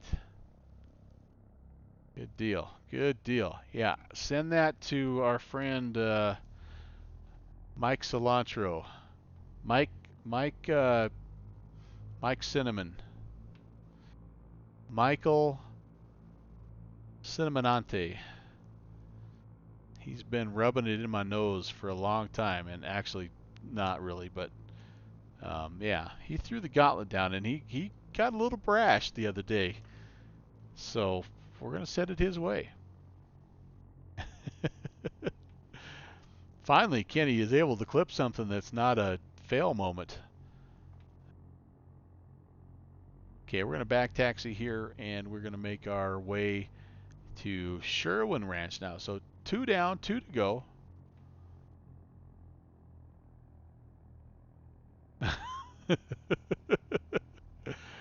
Oh, them's my shoes. You're not far off, my friend. It really is a lot like that. By the way, don't go off the end of this runway. If you fly to Wagon Hound, don't try to go too far, because you'll end up going down the hill, and it's really hard to get back onto the runway. But you see the grass here? That's what should have happened at Robbins. There should have been some edge grass that would help define the runways a little bit better. I think it does a much better job of letting you know where your runways are. All right, let's hang tight here. We're gonna bring the flaps back up. Let's reset the trim to take off. Okay, we're good to go. Let's really quickly brief the route while somebody wakes up JPC to tell him that miracles do indeed happen. So this is a 26-mile leg. Well, sorry, it's a little bit longer now. We're gonna be heading 019er past the Douglas County Airport. There'll be I-25 that we'll see here. There'll be the Platte River that we'll pass, and then when we get north of town, we'll pick up this highway that also intersects a railroad line, and then we'll follow that railroad line slash highway north to the town of Bill, Wyoming, which is about 16 miles, and then it kind of heads to the northwest, and at that point in time it splits, and then here's where the fun starts. I am hoping we can turn where the road and the railroad splits. I'm hoping we can turn roughly 047 and follow the dry fork of the Cheyenne River and pick up this little ranch road here. But that's only going to take us so far, and then we're up here to Sherwin. This is going to be a little bit of a needle in a haystack. I'm not going to lie to you guys. So the other thing that makes it a little tricky is it's kind of in between VORs. So I think maybe the Newcastle VOR 1082 might be our best bet. And I don't know, what are you thinking, guys? What's it looking like? About a 2 let's see if we can get this right this time. About a 218, 219, almost 220. All right, we'll tune that in, and that'll help us out as well. So 108.2 and 219. It was 1,000 bits. That's right, Kenny. That's what I'm saying. It was a throwdown. So what he did for a while there is he would tell me, all right, next landing, if you get 100 feet per minute or less, I'll give you 1,000 bits. Well, it was a safe bet. He knew I wasn't going to do that, and sure enough, I didn't. And then he would come back on the next stream and say stuff like, all right, if you do it anytime this stream, then 1,000 bits. But I think the last thing he said was, all right, if you do it anytime on stream, anytime, 1,000 bits. So it took me a while, but I finally got it. And we got the cut, baby. That's for you, JPC. Hope you're proud. And on a wouldn't it go to show, I couldn't land on the big, huge, long runway at Jackson's International. I couldn't land worth a hoot, and on a little bumpy bush strip, I'm able to actually pull off a greaser. All right, when we head out of here, again, a heading of 09er, sorry, 019er, so about 020 heading. So right-hand traffic departure, I think will be what we need. And 5470, that's right about where we were altitude-wise. I think we're good. Can I make it another? Ooh, totally out of water. All right, we're just going to roll with it, guys. Here we go. Fuel's hanging in there. I did put 3 hours of fuel on, so we should have plenty. Man, I love these high altitude strips. It's just like it's forever to get airspeed. Bumpity bumpity. Doing good. Nose is coming up. All right, we're airborne.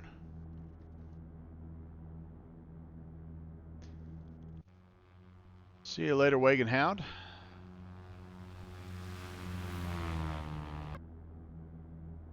Let's make our turn. Ah, ha, ha, he's awake. He's awake. It took me a while, JPC, but I was finally able to do it. Kenny Monster has proof. I even did a quick screenshot. I was as surprised as anybody. All right, flaps coming up. Let's pick up some airspeed here. How's the Kodiak, by the way? Oh, there it is. Thank you, JPC. You're awesome. In more ways than one.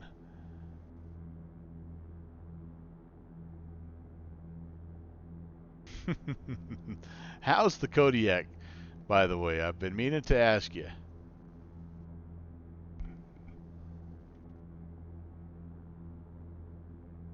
Let me get my timer set here. He's a man of his words, ladies and gentlemen. He is a man of his words. I would say without a doubt, one of the biggest supporters of the stream there, Mr. Jet Pilot Cinnamon. So JPC, you should be watching along anyway. This is scenery for the upcoming Bush League event that I'm previewing and kind of trying to hype a little bit here. So there's where we just flew out of. That's Wagon Hound.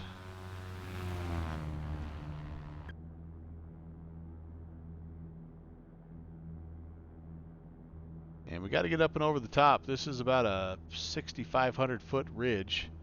So we got to climb a little bit here. Haven't been able to get in it yet. All right, well, you know, there's always tomorrow, man. And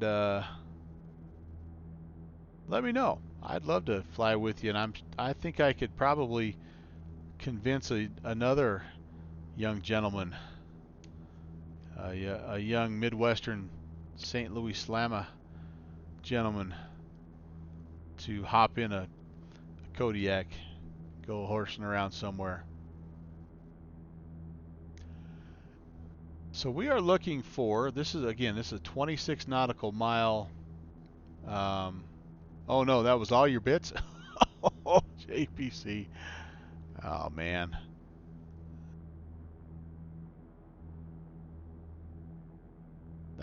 Thank you.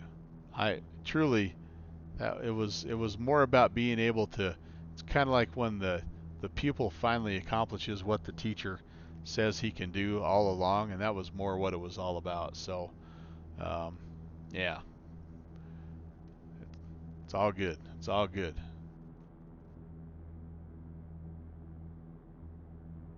All right, there's 6,500 We are heading generally eastbound, so I guess I should technically try to get myself up to 7,500.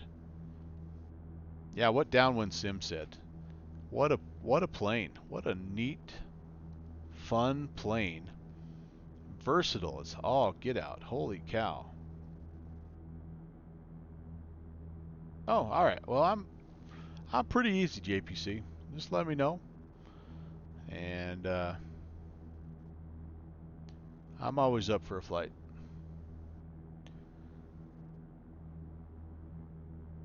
So at about 13 miles, we're going to be hitting the Douglas, Converse County, I guess, airport. I don't know if it's a regional airport or what it is, but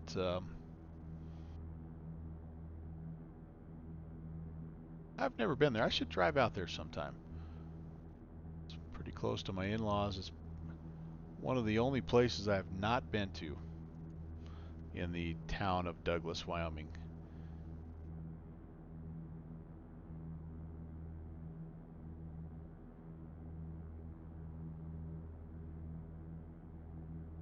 Of course, like most airports these days, I don't know that you could exactly probably do much. You can't really go in and hang out at the terminal. Like even our local regional airport, where you used to be able to sit down and uh, at the staging area and watch the planes come in, that's all sectioned off now because of security. And so there's like one little window that you can watch from the cafe and see planes coming in and out. That's about it.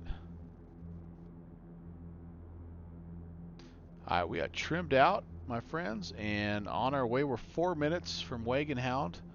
So I would say, oh heck, I don't know. Um,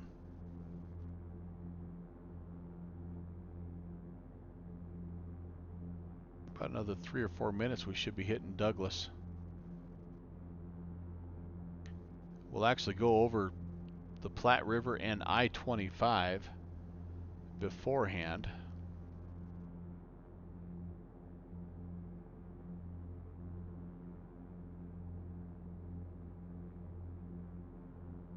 Oh, anyway, one last thing about Wagon Hound. The equine center that he has on his property is actually, from what I've been told, it's actually one of the largest indoor equine facilities in the entire state.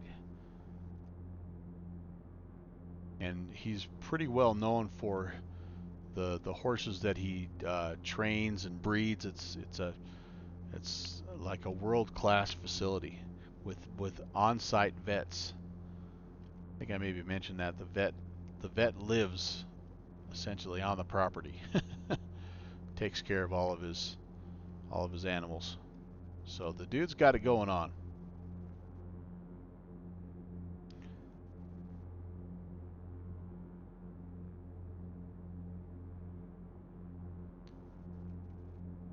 All right, so we're starting to get into a little bit more farm country now. The landscape starts to change a little bit from the kind of the high desert to a little bit more. I mean, it's still not low terrain. Here's the city at Douglas, so that's good. We're finding the right place, and should be seeing. There's the interstate. We must have already passed over. Nope, there's the Platte River, just kind of the corner of it right there, the North Platte.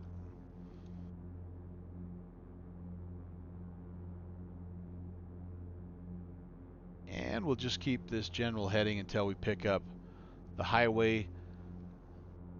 The highway comes basically north out of town, and the railroad comes from the east, and they meet up.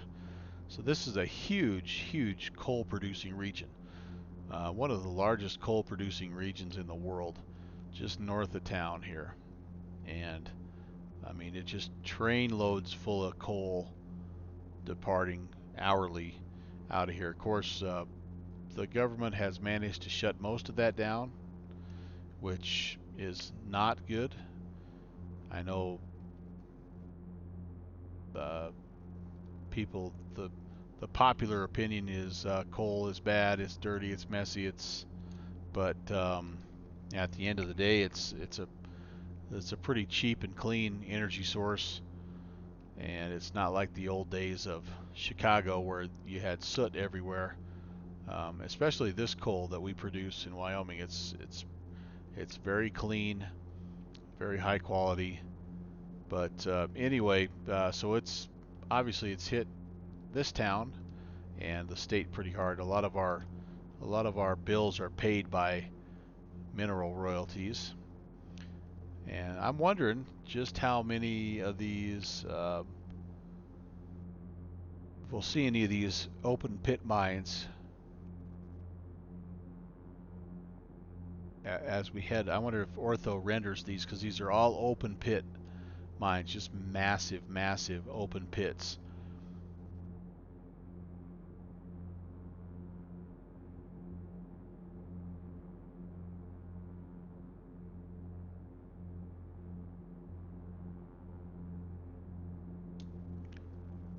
All right, there's the road that's going to eventually turn to the north. And am I on VATSIM? Keeps kicking me out. I missed the answers. Yes, I actually am on VATSIM right now. November 11816. If you look kind of the east central part of Wyoming, you'll see me. My call sign November 11816, and my name on VATSIM is Brant Nyberg. My Melvin Leroy is just my Twitch name. It's an homage to my grandfather. His name was Melvin Leroy Torkelson. He was the one that got me interested in aviation, and he is actually the reason why I'm doing this particular series in the Cessna 152, because he owned a Cessna 150, and yeah, so I thought it would be kind of a neat homage. Pittsburgh was a coal town before it was a steel town. Yep. Yeah, a lot of I mean, West Virginia, Pennsylvania, I think has gone through the same thing, and it's pretty devastating. Um, and I mean, you know, and Wyoming is, we were under no false pretense that, coal and oil and gas that they're going to last forever. But let's be honest. It's Wyoming. There's not a lot of other big time revenue generating industries out here. I mean, there's tourism, there's farming and ranching, agriculture, there's education, but what trumps them all is our natural resources, and the fact that there is just so much good coal and gas and oil just right, easily accessible. I mean, relatively easily accessible. It's been nice, but Wyoming's also a state that's been a boom and bust state. Whenever you have an economy that's based on mineral royalties, that's what you do. You boom, you bust. And in my lifetime, this is the second big bust that I've lived through. The first one came actually in the 80s, and this is the second one now. So about every 40 years, history kind of repeats. All right, so I feel like I'm definitely on the highway. I don't know if it's really rendering my railroad very well or not, but I feel like we're at least on the highway here that's heading north of town. So I've got my in-laws side of the family, they're all miners. So I literally married the coal miner's daughter. For those of you that are country music fans, this might be the train tracks here. Got the highway and the train tracks. Um, and they would make their trip. So how does this sound? Am I on VATSIM? Yes. Well, I thought I was. Did I get booted off? Yep, I'm on. I'm on. Let me just double check here. Uh, yeah. Here's VATtastic map, and yep. Oh, someone's trying to take off from Casper. Yep, there's me. So if that's Mike, if that's somebody here that's on stream, you're right behind me, man. You are right behind me, sir.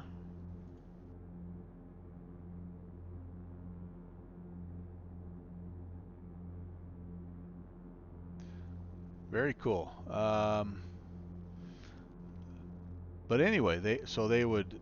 You got to picture this. So coal miners work. They work 12-hour shifts, right? They don't. There's none of this 9 to 5 mumbo jumbo. They work 12. So they're either, I think it's you know I don't know, 8 to 8 or 10 to 10 or 12 to 12, whatever it is. It's 12-hour shifts. So you're either on days or you're on nights, which that's hard enough. But most of the guys that I knew, well, most of my family, my wife's family, I should say, that lived in Douglas, also had a 45-minute bus ride from the town of Douglas to the mine site that they had to do. So they would get on, they would take the 45-minute ride to the mine site, they'd work a 12, and they'd take a 45-minute ride home. And that's what they did for their, I think they were 4 on, 4 off, or 6 on, 6 off, whatever. But man, oh man, what a schedule! And when those guys were on, they didn't do they didn't do anything but come home, grab a meal, go to bed, get up, catch the bus. Those suckers work hard.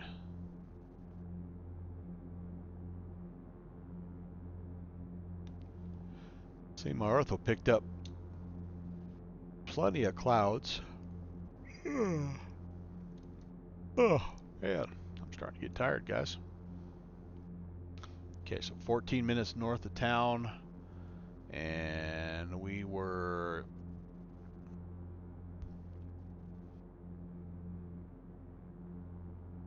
looking for when the road and the railroad tracks make a little bit of a turn to the northwest.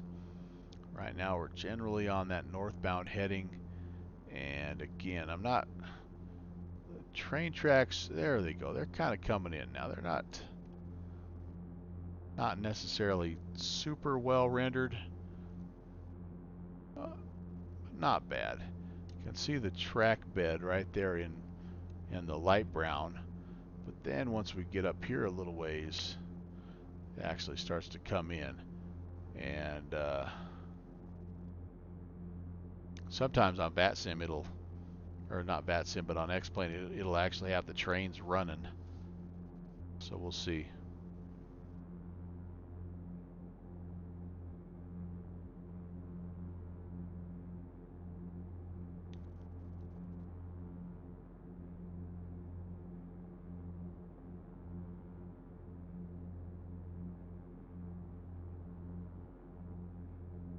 Yep.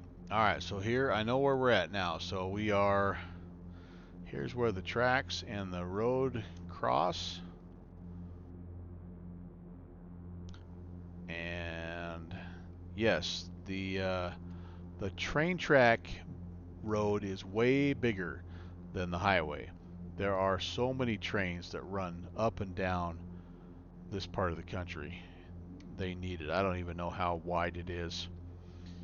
4, 5, 6 tracks wide. It's crazy. I'm going to reset my timer, and I'm going to show you guys on the map where we are. So right here is where where the road and the track crisscross. So we have roughly, move that up a little bit here, roughly 16 miles to the town of Bill, which is where it kind of turns, and then we can start to think a little bit about trying to catch that dry fork of the Cheyenne River. That's where it's going to be, like I say, needle in the haystack time.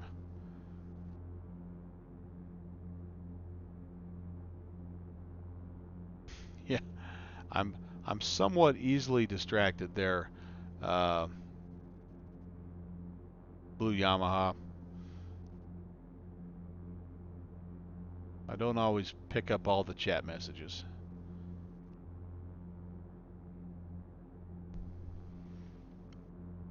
Past midnight. All right. Good night, JPC. Thanks again for tuning in and challenging me. I'll let you know how the rest of them go.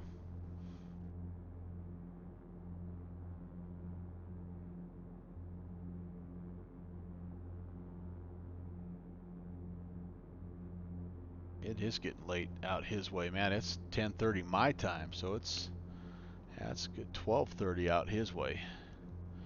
We're gonna be pushing midnight here. Once we get down at Sherwin, we only have one more stop to go. That's Robber's Roost, and that'll put us right about the halfway point.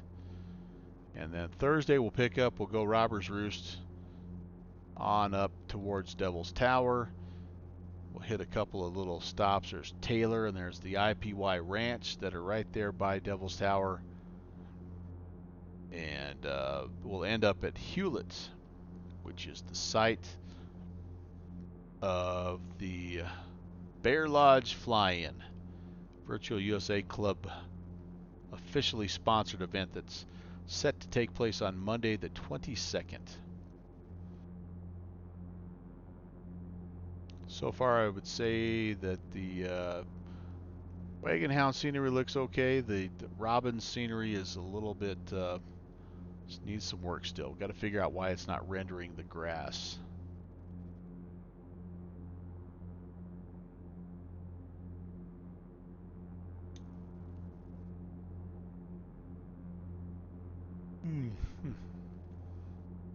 I may have to get on the ground at Sherwin. I may have to go grab myself a quick shot of water. If I knew I was trimmed out good enough, I would go do it right now, but I think I only have about 30 seconds before it starts to drift off trim. That depends on the wind. Some of the variants of this plane, by the way, do have a full autopilot.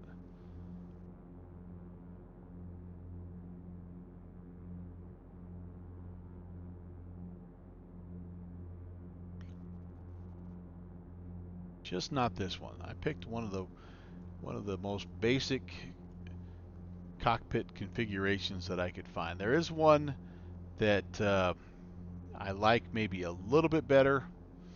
It's got a mismatched door on the right hand side and a pizza box that sits right there. I don't remember which livery it is, but it's true Bush, and it's got a it's got a 6-pack of beer or something in the back. It's true Bush through and through. Gora Cruiser, how are you, man? This is the Coronado 152. Whoops. That has been enhanced by a mod from a developer called NH Adrian. So it's free mod. It's a payware aircraft. Get from Coronado, but yeah, it's just a wonderful, wonderful plane. So welcome to the stream.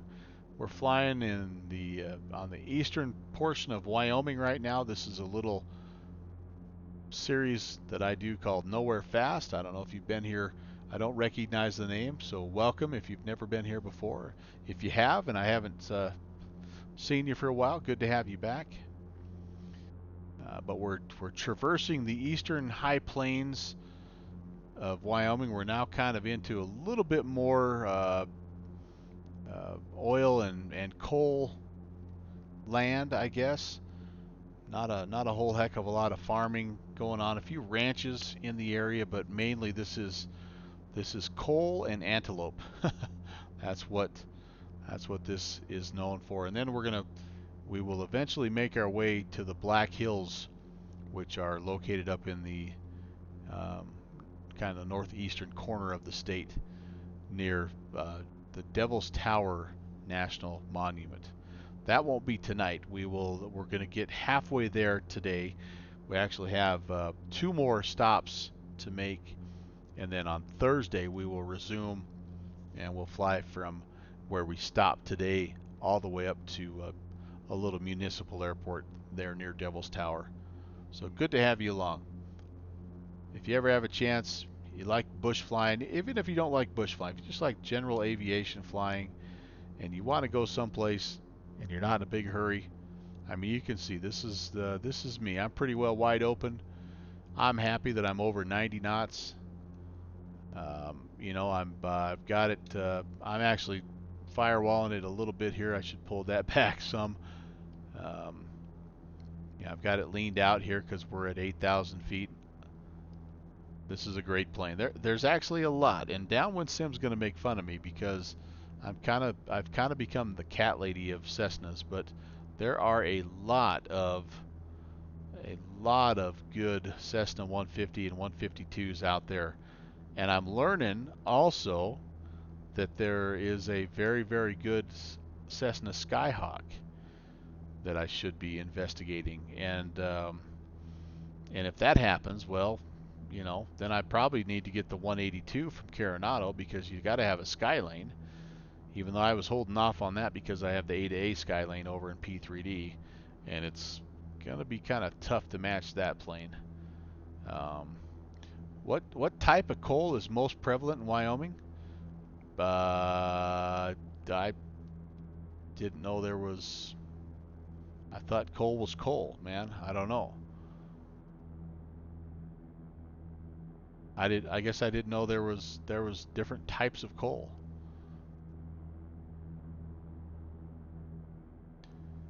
We should be. I've been trying to look around because some of these huge pit mines are just right out along the route that we're flying. Okay, here goes the turn. Is this Bill, Wyoming? We're at 8 minutes, 16 nautical miles. Gosh, that would be pretty close to the right. If we have a little bit of a tail, well, the wind actually is kind of coming off of our left-hand side. Yeah, I think this might be where yeah, this is kind of our turn. Yeah, look, our VOR's coming in here too. So I'm not going to follow this turn because it just kind of takes us a little bit further out of the way. But here's where I believe we are. So we're at Bill. We're taking this turn, and then my plan was to shoot off of here at a 047. You know what? I mean, I am going to take the turn just because I need to see where the railroad track crisscrosses the highway again, and that's exactly when I'll turn. Everybody simply does need, no, not 14 Cessnas, N plus 1 Cessnas. N plus 1. Yeah, exactly. Exactly, Gora Cruiser. NH Adrian. That's the guy you want to look up. And yeah, the what it does to this plane is I've never seen a mod. Well, if you're familiar with, I guess, the Bush mod from Prop Strike Studios that you can apply to the default Cessna 172,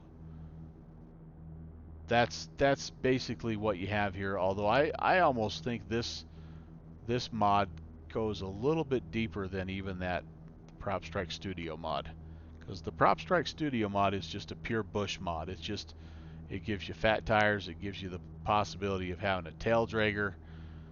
This one gives you a couple different options. It gives you that bush, um, that bush plane if you want it, but it also gives you, you know, just a couple, like one of them's like an aerobatic plane, and so it has like the eyebrow windows up here, and anyway, it's, well, I can show you some of the different things you can do.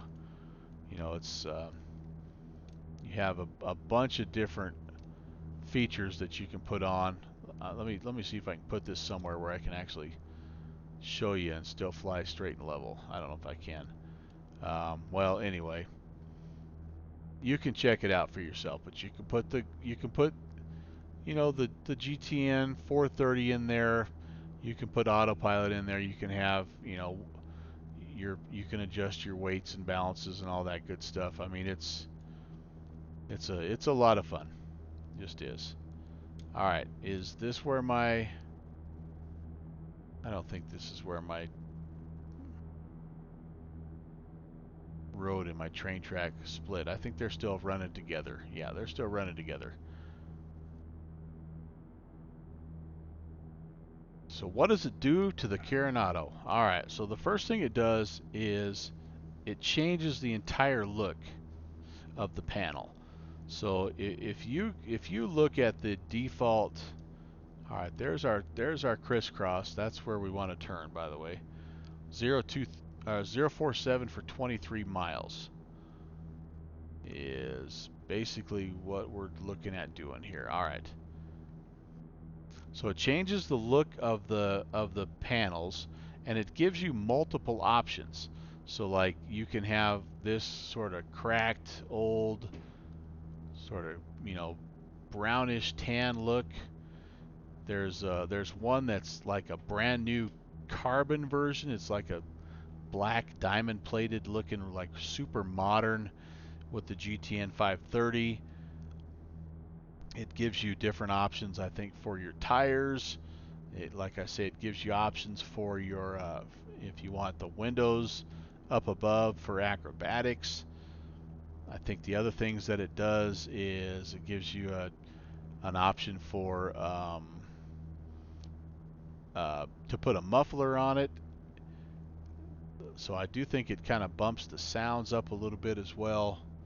All right, 047. Yeah, we're almost right on, guys.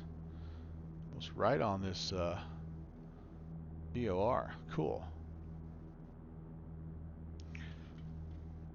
We're looking for the dry fork of the Cheyenne River. So that looks to me like a little bit of a river down there.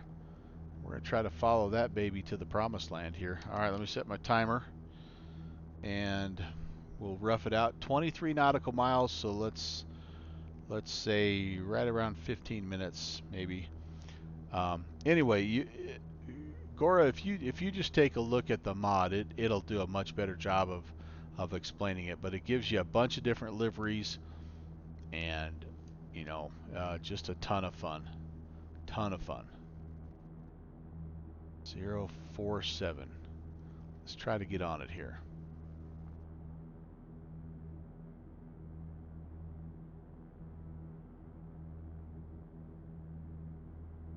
I would say yes. Now that's coming from a guy that's not a pilot, but to me, it it feels like it responds differently to updrafts and downdrafts, and my controls, the inputs. It just feels like it's much more. Um, I don't know, just I guess more responsive. The one thing that I do think it does that, from what I understand, is not necessarily realistic is it has a tendency, if I just let go, I'm level now, if I just let go, it has a tendency to want to roll one way or the other. And from what I understand, that's not necessarily, like when you get something trimmed out, it should be fairly stable. So that might be something a little bit, but how does that compare to the default Cessna? I have no idea, because as soon as I bought the Carenado Cessna, I immediately installed the NH Adrian mod. So I haven't flown the default very much. I just think what it does is it just makes the plane that much more fun. It puts little things in, like the little shaky keychain. It responds to you as you turn, and it scuffs everything up. It gives you kind of the old beat up seats, and it gives you the like we have the noise canceling headphones that it gives you. That's part of the mod, and yeah, you know basically you're only out the Carenado plane, and the Carenado plane, it definitely it's showing its age a little bit. Let's just put it that way. But it's a good base to build off of.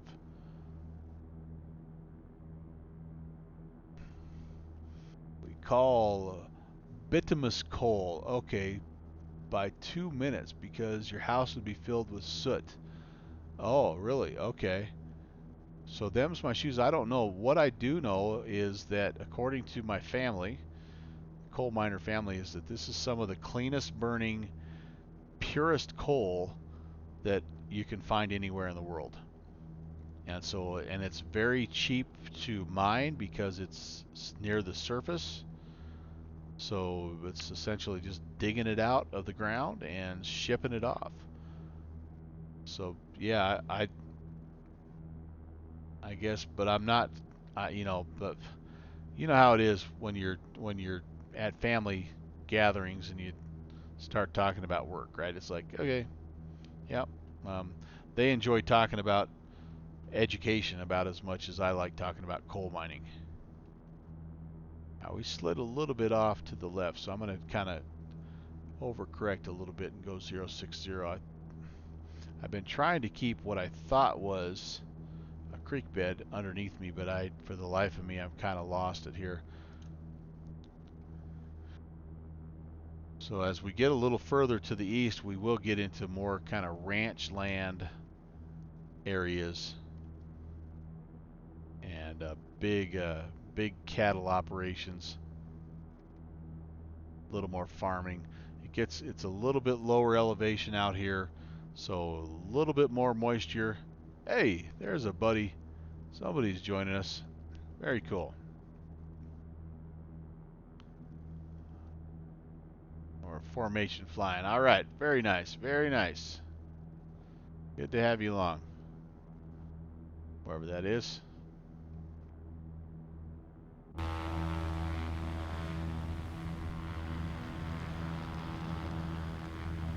I lost him.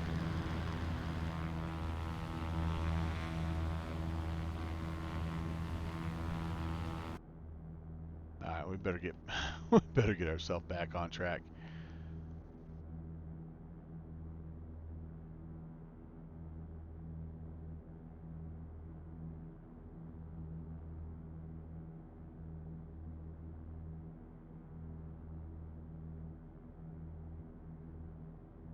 I am. I'm here, sir. Is that you joining us, by the way, Redneck Loving Life? Somebody's joining us. By the way, no, it wasn't you, Redneck Loving Life, but thank you for sharing the pictures of your setup there. That is really, really impressive. That Cessna cockpit that you built is breathtaking, man. That is awesome. I had no idea. Subbituminous coal. All right, well, them's my shoes, man. I'm learning about coal.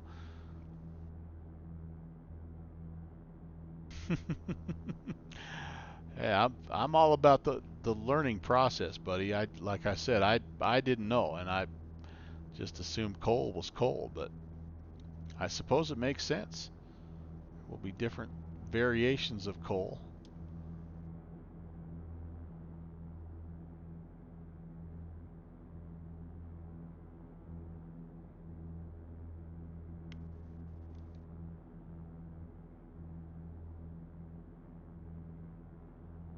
All right, I've got about 7 minutes down. Again, we were looking at approximately, thinking somewhere in that 15 to 18 minute range. With any luck, and this is a total, complete, and total crapshoot here. We're hoping the VOR will help us a little bit, although we've slid off the VOR slightly. That must mean our wind has changed a little bit, because the wind at 220, which is where it was at Laramie, would just be perfect for pushing us right towards Sherwin. Yeah, I definitely am. I'm a math teacher that's not a numbers guy. I'm more of a concepts man, a big picture thinker.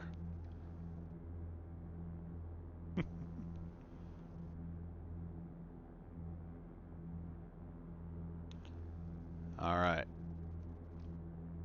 So essentially, guys, here's what I'm hoping to find. Let me show you. So we have a couple things here as we get close to Sherwin. We do have a little bit of a reservoir south of the field, and we have this dirt road that wraps around north of the field. So in between is where we're located, and there also is this little offshoot road. So if I can locate this fork in the road, if I can locate this, this little reservoir, I think we're in business, or we will be in business. By the way, speaking of needle in a haystack, did anybody finish watching Slant Alpha Adventures leg that he flew in the Douglas Overseas? He flew, and I can appreciate this because I flew this same leg about this time last year. He flew the leg from Goose Bay. Well, I don't know if it was from Goose Bay, but the leg from Canada to Greenland. So he was trying to make it to Narsarsuaq, Greenland, and the approach into Narsarsuaq is very, very challenging, very beautiful because of the terrain, and you're in the fjords, and it's really, really a scenic, fun approach. It's an NDB DME approach, so it's one of those. Well, I flew it, and I was in P3D, but I was lucky enough on that day to have pretty good weather. So I flew it and it had kind of the visuals, um, to go along with what I was trying to do. He flew it last night in true IMC IFR conditions. It was impressive. He had at one point in time he did have to go around, but on his second attempt, he nailed it, man. He found the field, put her down there soft as can be, and anyway, if you haven't watched it, if you don't want to watch the whole 3.5 hour long section, go to about the last half hour and just take a look at uh, at what he did. It is really a feat. Very, very impressive. So that was something. And of course, he's doing it with similar type of navigation equipment that we have on board right now. No GPS, none of that stuff. Tracking, no VORs even. He's tracking NDBs and using his DME along with that to figure out where he's at. And of course, the route across the Atlantic itself, that's 3 hours of oceanic where you're having to account for wind and magnetic deviation and all kinds of stuff. It really was a very, very impressive leg. So I'd recommend you go watch that. All right, so we've got a little. There's a road. There's a lot of roads out here. Again, these are all going out to like oil and gas rigs, and here's a little dog-shaped. Hey, looks like a little dog-shaped reservoir.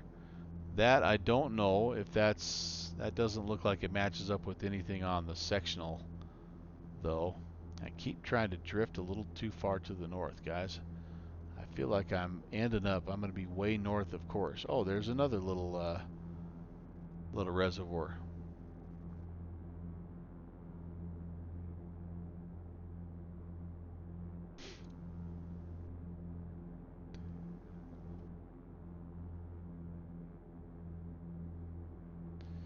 I'm at 12 minutes, so I should be here in the next 3 to 5 minutes. I think kind of picking up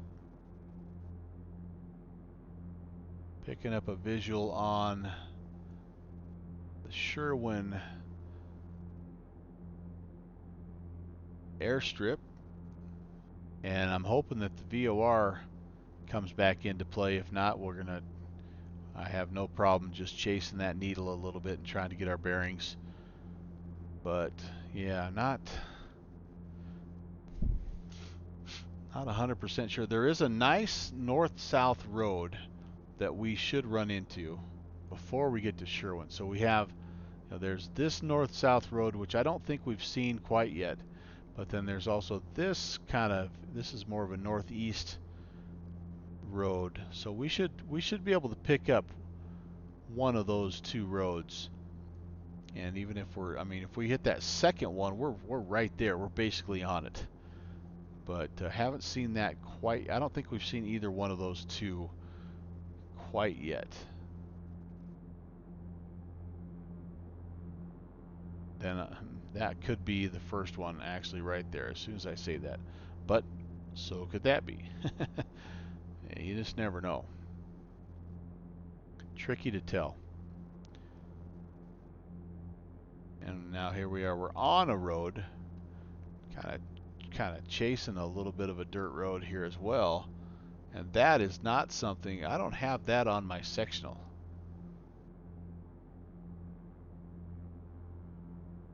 I've got a sneaking feeling that we're going to have to take a peek at our VOR. Okay, here's a nice north-south road. There, I see it off my side there. And all right, Downwind Sim. Totally understand, man. Thanks again for flying with me earlier on. It was a lot of fun. Go check out. I tested out the Islander again, and Downwind Sim was the comic relief. He was in the Kodiak, and we went out and we hit a Papua New Guinea strip and messed around a little bit out there. So go check out that, and make sure you hop over and follow Downwind Sim. He's another Twitch streamer, talented guy, good guy. You want to check him out for sure. But oh yeah, well hey man, so this is my own scenery, Gora Cruiser, and it's going to be made available here pretty soon for an event. We have a flying club called the Virtual USA Flying Club. The guy that was in here earlier on, Jet Pilot Cinnamon, he's the president of that organization, and we host events, 2 or 3 events a month actually, and it's my turn to host on Monday, and I'll be flying. Well, the group will be flying in the same area anyway. That event or that scenery will be made public at that time. Okay, here's a second north-south road. Holy cow! We can't be there yet because the VOR is not right. But we're at about 15 minutes, so we've got to be getting close here, guys. Man, oh man, I must have drifted way off course. I'll try to give you that information, Gora, when I get on the ground here. If you're not already a part of the Virtual USA Flying Club, we'd love to have you along. There is a little, all right, there's a little reservoir. Do I happen to have, that looks like a road running north. God, we might be right, like legit right over the top of it, but why would our VOR be so far off? That is not jiving.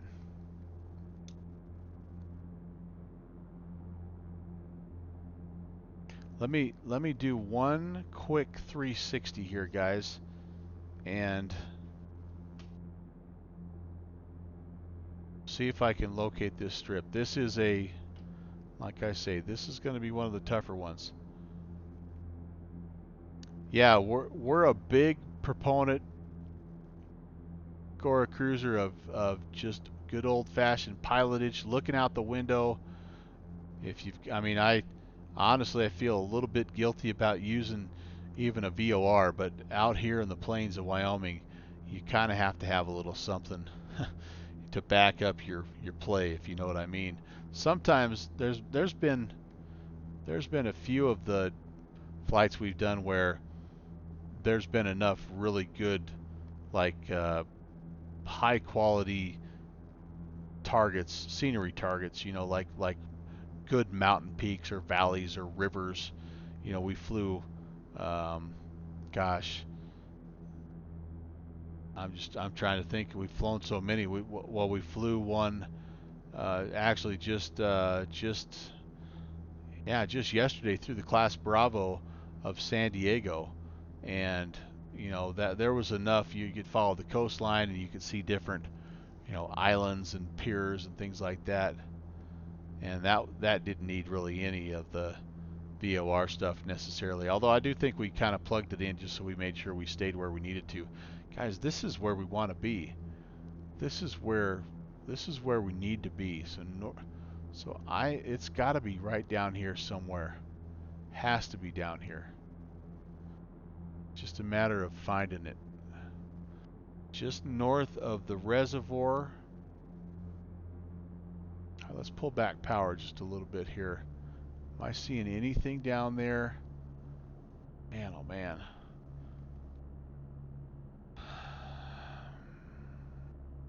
I guess it doesn't have to be, but it sure seems like it ought to be.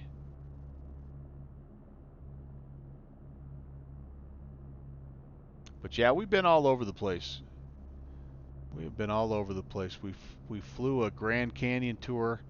We emulated one of the a couple of the routes that the tourist planes fly, and that was a lot of fun. I mean, holy cow, we've been all over the place. All right, I am not seeing anything that resembles an airstrip though. Boy, that's a that's an interesting one. Hmm, hmm, hmm, hmm.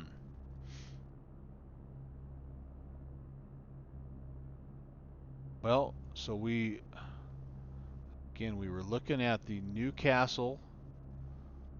I'm just going to double check and just make sure because at Wagenhout I screwed it up, right?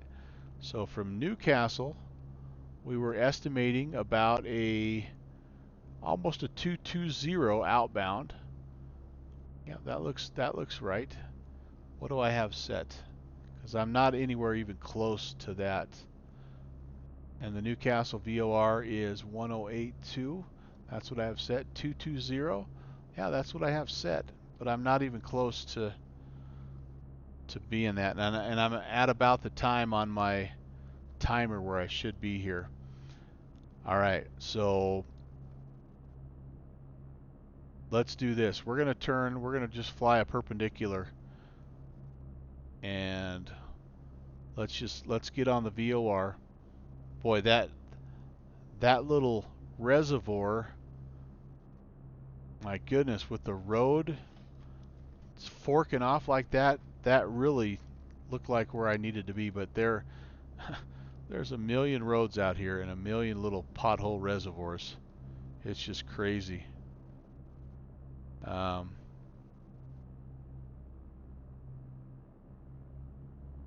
uh-oh, somebody got auto modded here.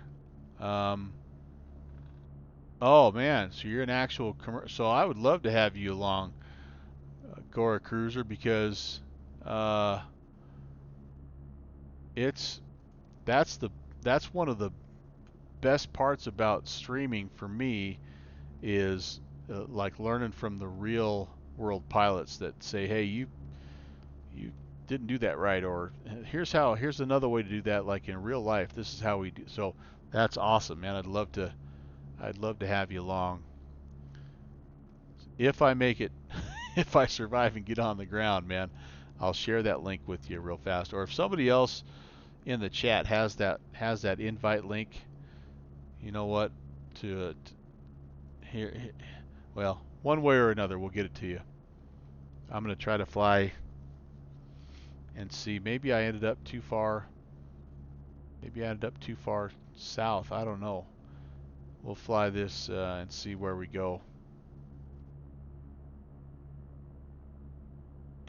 Got a little bit of a concern. I mean, fuel is getting down there a little bit. The last leg is not super long though, so it's not something that's, you know, it's only about 30 miles, Man, that VOR is not come. Oh, well, I think. All right, you know what? I think I maybe ended up a little too far. Hmm, hard to tell. All right, let's try. These outbounds, I sometimes get a little turned around. I get a little bit backwards. So let's fly back toward the northwest here. And one way or the other, we're going to intercept 220. That's about right there. Okay, heading back northwest.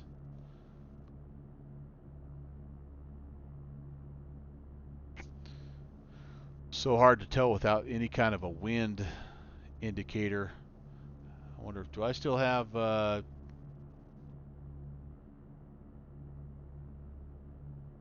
whoever was out there flying with me, I hope you're not trying to follow me, because I'm a little bit lost. Where am I? Nope, I don't see anybody else out still with me, so that's okay. That's all right.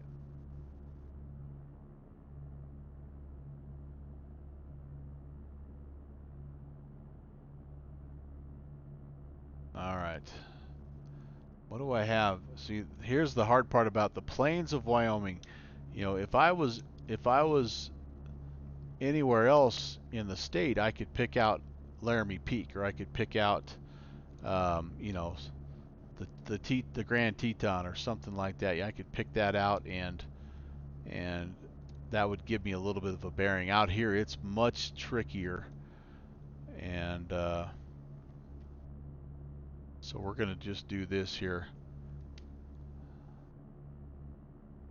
Don't live in. Oh, you live in Panama. Hey, all right. So Gold Cruiser, I'm actually one of my goals for this year on Flight Sim is to make my way down into Central and South America a little bit more. Are you familiar with the streamer that goes by the name 182 Backcountry?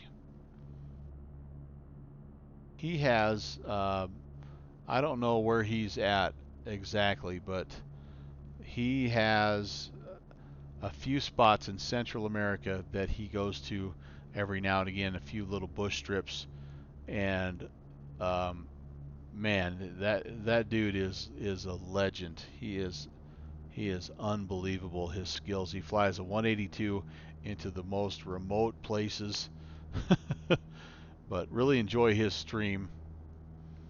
And so it'd be good to connect with you, because you could, maybe you could clue me in on a few uh, potential bush locations down there, because I like to build scenery, and then see if I can fly in and out of it and share it with others. So um, looking forward to I'm glad we had a chance to meet, man.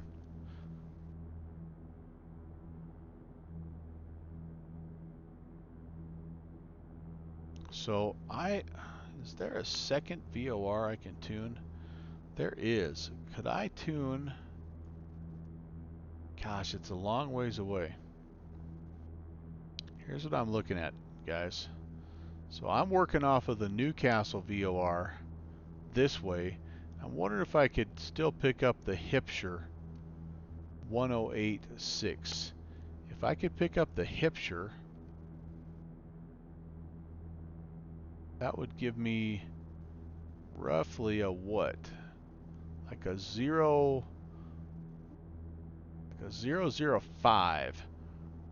Okay, let me try that. Hipshire 108. What did I say? 106, 1086. Let's oh crud. I forgot. I don't have a second. I don't have a second. I don't have a second nav in this. Darn it. Alright, so I'm going to have to bounce back and forth unless this guy's starting to come in. Is it moving yet? Nope, not quite.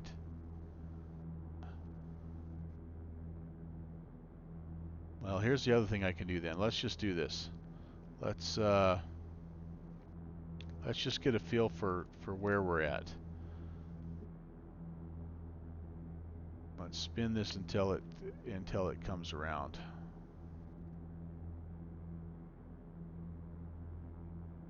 From and all right, right now, if we were to fly about a 190, so okay, so that means that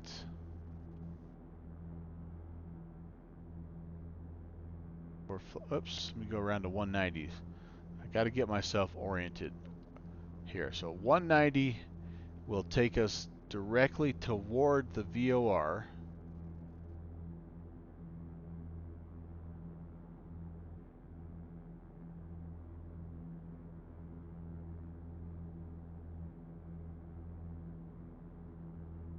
No, 190 will take us on the outbound directly away from the VOR. Okay. Okay, so if that's the case, now I was thinking that the airport was at about a 219. So almost 220. So that means as I'm flying away, I am left of course, so I need to, yeah, so I need to back, I need to turn to the right just a little bit here and see if I can't pick that up. Yeah, 182 backcountry. Um,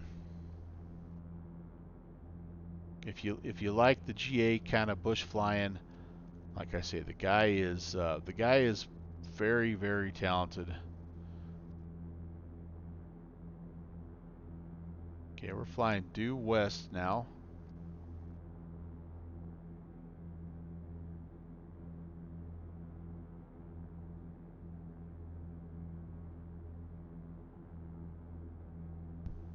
Whoops. And let's see, if worst comes to worst here, we will end up, if we fly west far enough, man, we're gonna have to consider fuel here just a little bit.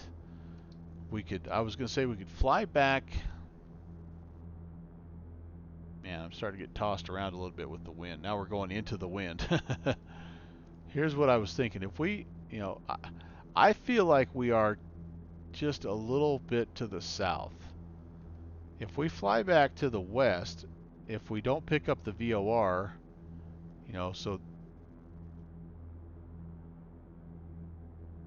if we don't pick up the VOR, then we will eventually run back into the railroad tracks here. And at that point, we could, if we needed to, we could backtrack, pick up this little intersection and try it again. But that's going to be, that's 20 miles this way, 10 miles this way, 20 miles. That's a good 60 miles on some tanks of gas that are getting a little bit low as it is. The other, I guess the other alternative is to fly toward the Newcastle VOR,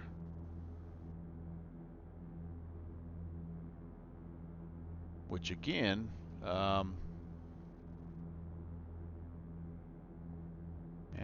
that's a fuel choice right there. Boy, I'm not.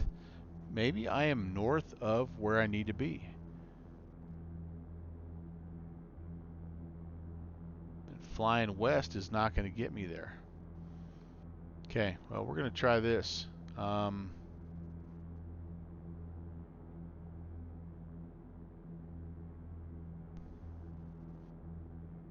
if I'm north of where I need to be, well, I was kind of heading, boy, I'm more confused now than ever. Okay, let's do this. Let's get back on an easterly heading. And I'm going to spin the VOR around. I'm actually just going to point it directly at Newcastle. Let me just get my bearings again.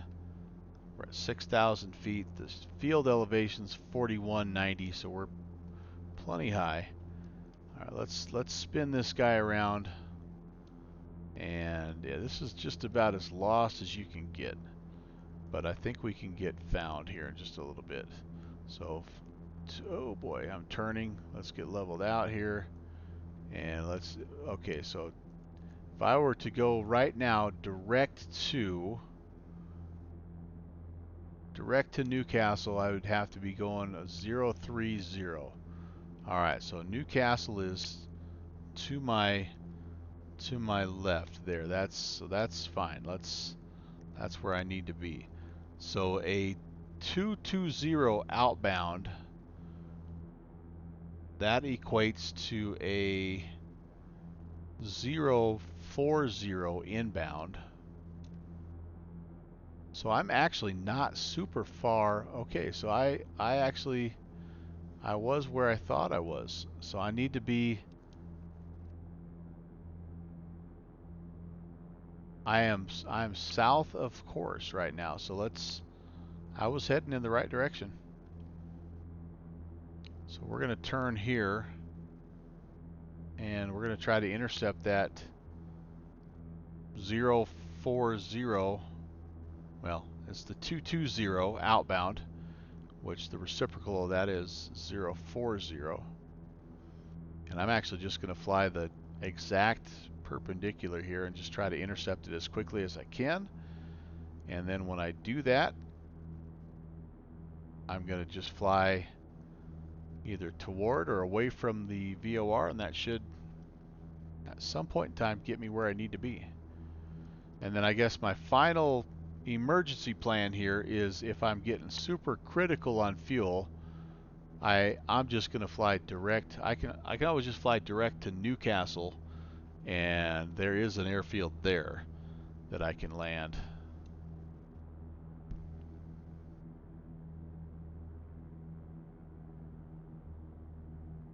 So that'll be the plan of attack.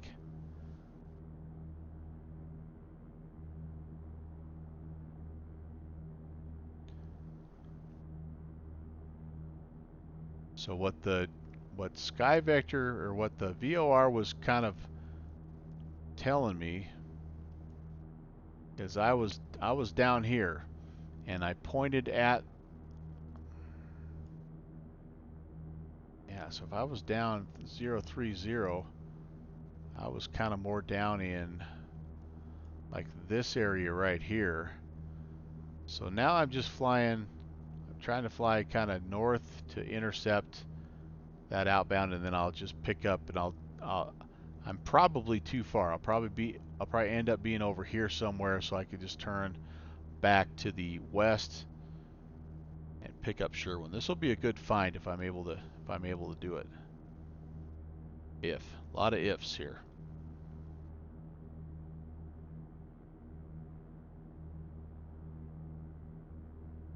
I guess the one benefit of being out here is you do have plenty of like little dirt roads and stuff. If you had to ditch or something, you could probably find a very survivable place to land. I mean, you're not in the mountains. There's even some roads over there. A guy could get himself on the ground. The other thing that Wyoming is sort of well known for, it's actually not a super um, great state. With all the mountains, you'd think there'd be more like USGS, like Idaho backcountry type airstrips. There's really not a bunch of those in Wyoming. But what there are a lot of are these airstrips that are out here that the gas and oil companies use when they're coming out and they're checking their rigs, or they're flying out to get on site. There's all kinds of these little dirt strips that are just here and there and everywhere. So it's a little different type of bush flying when you come out here to the west. Speaking of west, I'm going a little too far west. There we go. 040, right? That's what I want. Yep, that's what I want off my right-hand side. I'm still looking, just on the off chance that we get lucky and, you know, blind squirrel finds a nut or something like that. You never know.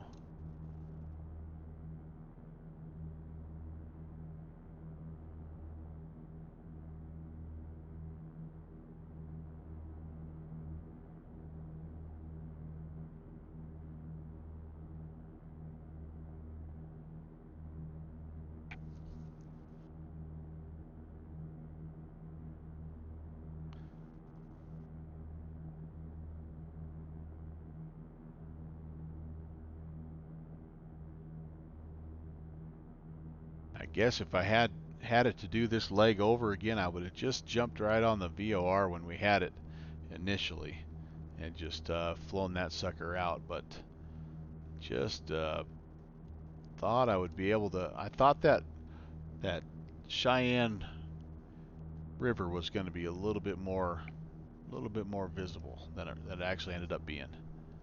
That's okay. Okay, do I actually see the needle moving? I might. It may be wanting to sneak in here just a little tiny bit. I think it is. So at that point, I just have to estimate. Now, am I too far to the east or am I too far to the west? I think I'm actually a little too far to the west. So what I'm going to do when that needle centers up is I'm going to turn 220 and I'm going to fly away from the VOR, and we're gonna just cross our fingers and say a little prayer and see what happens.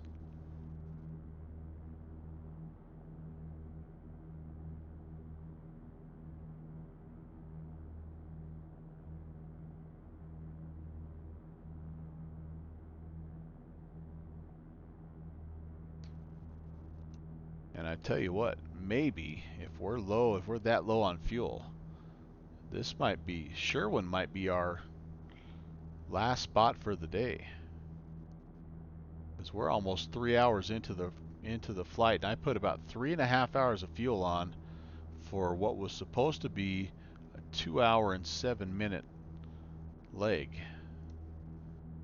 So we may just have to make an adjustment, cut this particular route one stop short. We'll see. We'll get on the ground and we'll see.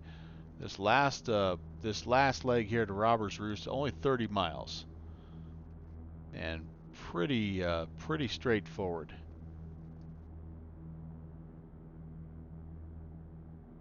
Of course, haven't they all been, right?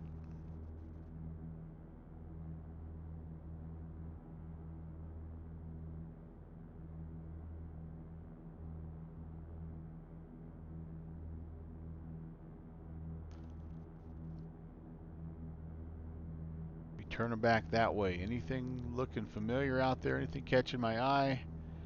Not just yet. Not just yet. Here comes the VOR, almost in alignment. And then again, we're going to turn. We're going to chase it out on about a 220 heading. But let's get all the way intersected here.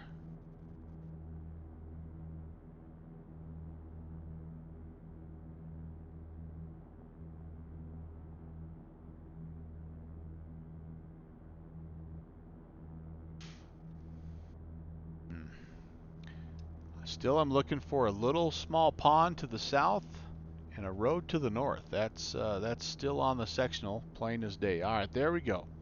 Let's make our turn.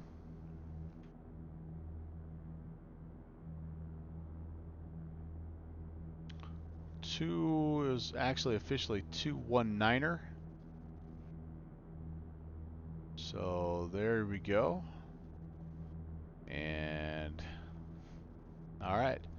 We're going to keep our eyes peeled. We should see at some point in time, like I say, a little bit of a reservoir out here to the left-hand side, and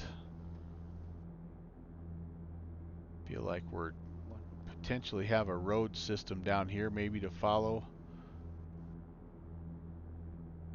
We'll just see how close we get.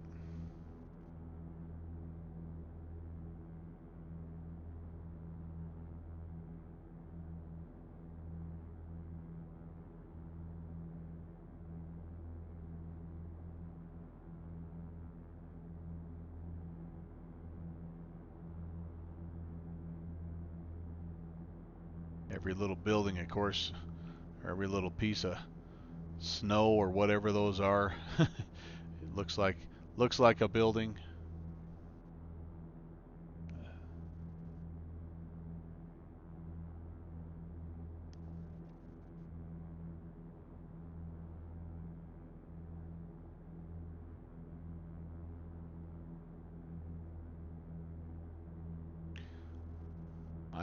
My biggest problem is I'm having trouble flying level right now. I'm drifting all over the place as I'm gawking around. And we'll fly this way a little ways if we don't see something fairly quickly.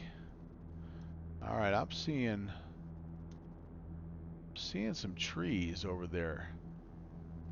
I think that's worth investigating, my friends.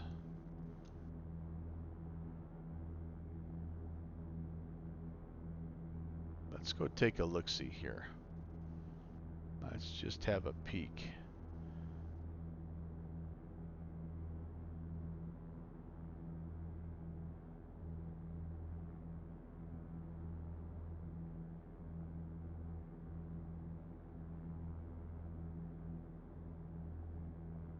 In the meantime, we're not going to forget about just looking around on this side as well. But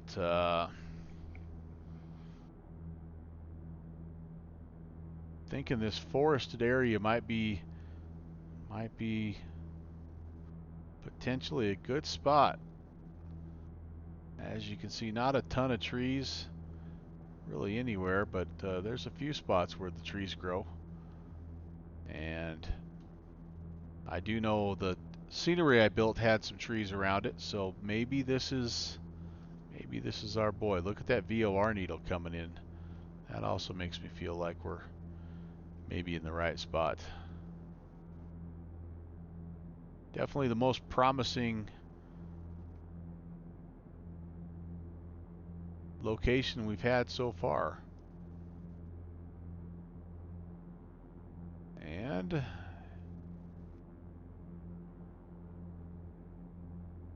what are we thinking here, guys? Anything?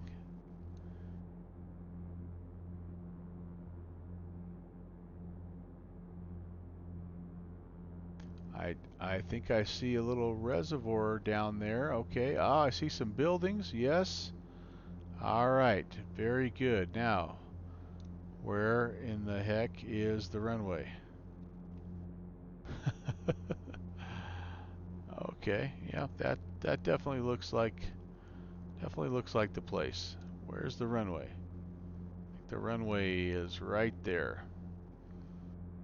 Okay, so we're gonna do this. We're gonna kind of fly. Yep, there's our airfield.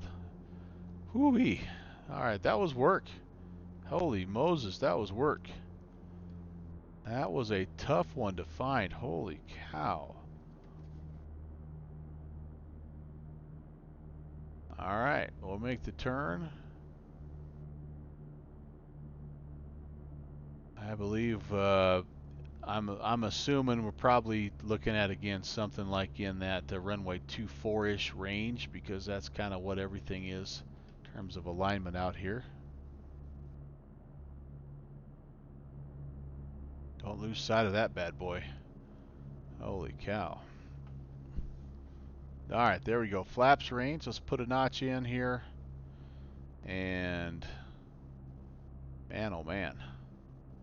Let's see if we can put her down. A little bit high, probably, aren't we? Okay, let's make our turn to base. Again, we're estimating kind of a 240. Mixture full rich. Lights on.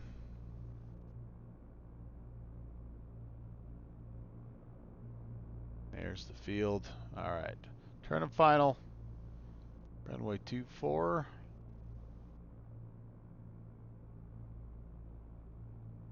There we go. Boy, we are way high. Way high. 1230. Yeah, Kenny. Hopefully I can make it worth your while here, man. Super high. Super fast. Full flaps in. We'll bleed the speed at the end here. And set her down as gentle as we can. A true bush approach. 1,200 feet a minute. Get there, itis. That's not a good thing. There we go. Bleed her off a little bit here.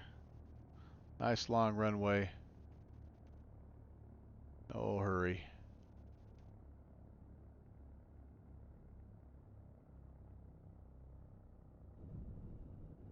Buck 45, we'll take her. And, all right, guys, welcome to Sherwin Ranch. And that was a heck of a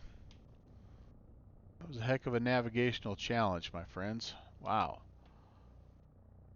But we made it. We made it. We made it. Now, I know the original flight plan had us trying to go one more leg here to Robber's Roost. But I kind of think we're probably going to call it good right here. And negative 441, Kenny. Come on. Come on. I think we're going to probably call it good here. Um, that's been a 3-hour trip for me, and I want to get kind of pulled off to the side. I want to get information out to a few of you. Inchworm 426 checking in.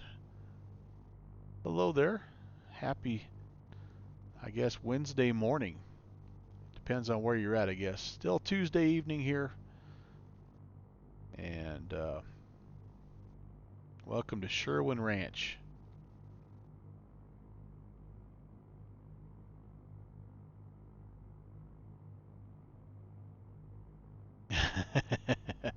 Back in the groove. Well, I put a couple good ones together anyway, I guess. That's kind of the main thing.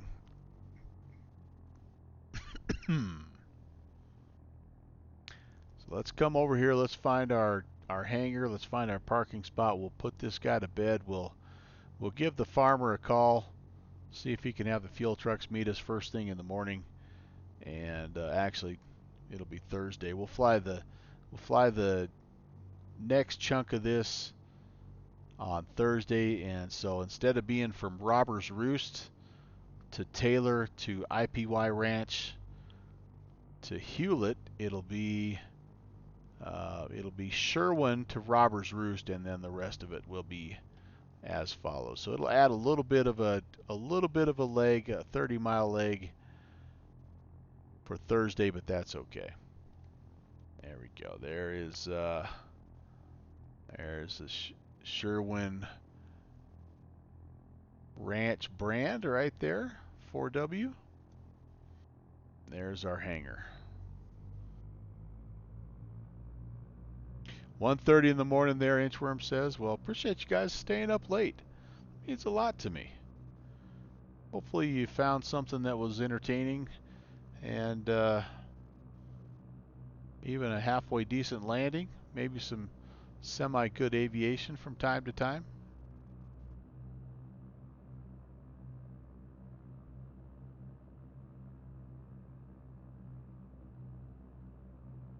We'll take a look at that last landing. Should back it up and take a look at that 68 that I had or whatever.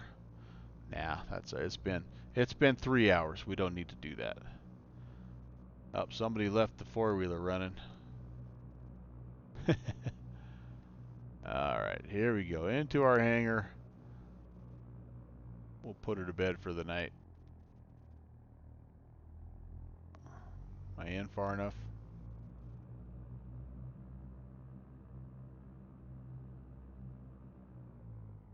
That ought to do it.